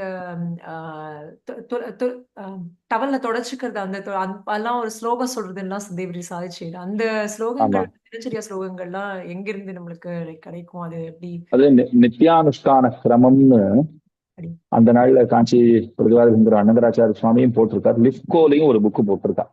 தென்கலை நித்யானுஷ்டான கிரமம்னு இருக்கு. அது உங்களுக்கு சிம்பிளா சொல்லும். ரொம்ப சிரமமான அனுஷ்டானங்கள் எல்லாம் இல்லாமல் இத்தனை பண்ணினா போதும் அப்படின்னு நம்ம ஒண்ணு வச்சிருப்போம் இல்லையா? அந்த அளவிற்கு சில ஸ்லோகங்களை பாசுரங்களை எல்லாம் அதுல எடுத்து போட்டு நல்லா போட்டிருக்காது. அதுல இந்த காஷாய சோபி கமனீய சிகானிவேஷம் இதெல்லாம் சாஸ்திரம் பல விஷயங்களை சொல்றது. சாதாரணமா இப்ப ஆண்கள் பக்கத்துல இருக்காரு, அவர் கூட ஒண்ணு தெரிஞ்சுக்கலாம். நாம குளிக்கிறோம்னா டவலை கண்டு வந்துடுறோம். வேட்டி உடுத்திக்கும் போது அந்த வேட்டியை நம்ம அப்படி சுத்திண்டு இந்த டவலை உள்ளே இருந்து நாம உருவி அப்படி மேலே இருந்துதான் எடுக்கணும்னு சாஸ்திரம். அது புருஷாள் முக்கியமா அதை தெரிஞ்சுக்கணும். நாம நிறைய பேர் என்ன பண்ணுவோம், வேட்டியை சுத்திட்டாச்சுன்னா உள்ளுக்குள்ள இருந்து அந்த டவலை கீழ் நோக்கி விடுறதுன்னு இருக்கு பாருங்க. அது அப்படி கழட்டி விடக்கூடாது தேங்குறா. அது அப்படி கழட்டி விட்டா திரும்ப குளிக்கணும்னு சாஸ்திரம். இத மாதிரி நிறைய விஷயங்கள் இருக்கு. அதை உருவி அப்படி மேலே இருந்து எடுத்துதான் அதை நாம அப்புறம் இந்த வஸ்திரத்தை முதல்ல வஸ்திரத்தை சுத்திண்டு தான் அதை முதல்ல எடுக்கணும். நான் மட்டும் தானே வீட்டுல இருக்கேன், வேற யாருமே இல்லையா, நான் எப்படி இருந்தா என்னன்னு சொல்லக்கூடாது. இதுல அதுவும் இருக்கு. ஏன்னா வீட்டுல ஒரு 5-6 பேர் இருக்கான்னா சரி கொஞ்சம் எல்லாரும் பாப்பா கொஞ்சம் லஜ்ஜையா இருக்கும், அதனால சுத்திண்டு அந்த டவலை நாம அப்புறம் உருவுறதுங்கிறது பரவாயில்லன்னு தோணும். யாருமே இல்லைனாலும் அப்படித்தான் பண்ணணும். அதுதான் விஷயம். அனுஷ்டானம்ங்கிறது ஒருத்தர் இருந்தா ஒரு மாதிரி, ஒருத்தர் இல்லைன்னா ஒரு மாதிரின்னு இல்லை, எப்பவும் ஒரே மாதிரி தான். அதனால அந்த ஸ்லோகங்களை தலையில முதல்ல உத்தரியத்தை பூணூல காதுல சுத்திண்டு உத்தரியத்தை தலையில கட்டுண்டு அதுக்கு மேல நம்ம வேஷ்டியை தரிச்சுக்கிறோம். அதுக்கு முன்ன துடைத்து கொள்ளும் போது இந்த ஸ்லோகத்தை காஷாய சோபி கமனீய சிகானிவேஷங்கிற அந்த ஸ்லோகத்தை அனுசந்தானம் பண்றது. இன்னும் கூட சில ஸ்லோகங்கள் ஒரு 2-3 ஸ்லோகங்கள் உண்டு, அதெல்லாம் சொல்லணும் அப்படின்னு சாஸ்திரம் நமக்கு, அதாவது நம்முடைய ஆச்சாரியர்கள் நமக்கு நியமித்திருக்கிறார்கள். சம்பிரதாய சரணியில இதெல்லாம் வரும். அப்புறம் இன்னொரு கேள்வி சுவாமி, இந்த பந்தியில வந்து நம்மளுக்கு பிரசாதம் இது பண்ணதுக்கு அப்புறம் நம்ம தினச்சரியா அனுசந்திச்சுட்டு சொல்லணும்னா ஃபுல்லா தினச்சரி பூர்வ தினச்சரியா தினச்சரியை பெரும்பாலும் பூர்வ தினச்சரியை தான் சொல்றா. அதுவும் நிறைய இடம் குறைஞ்சு போச்சு. அதான் முதல்ல ஒரு 4 ஸ்லோகம் கடைசியில ஒரு 2 ஸ்லோகம் கூட சொல்லிவிட்டு சொன்ன கிரமத்துல அது சேரும். அடியோட இல்லைங்கிற அந்த குறை இல்லாமல் சொன்ன கிரமத்துல அது சேரும்.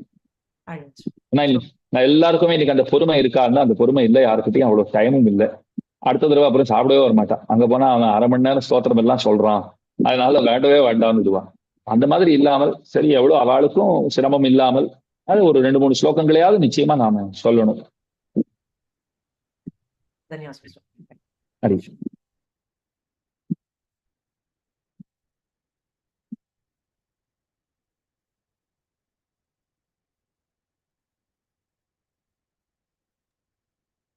வேற எதுவும் கேள்விகள் இல்லையா?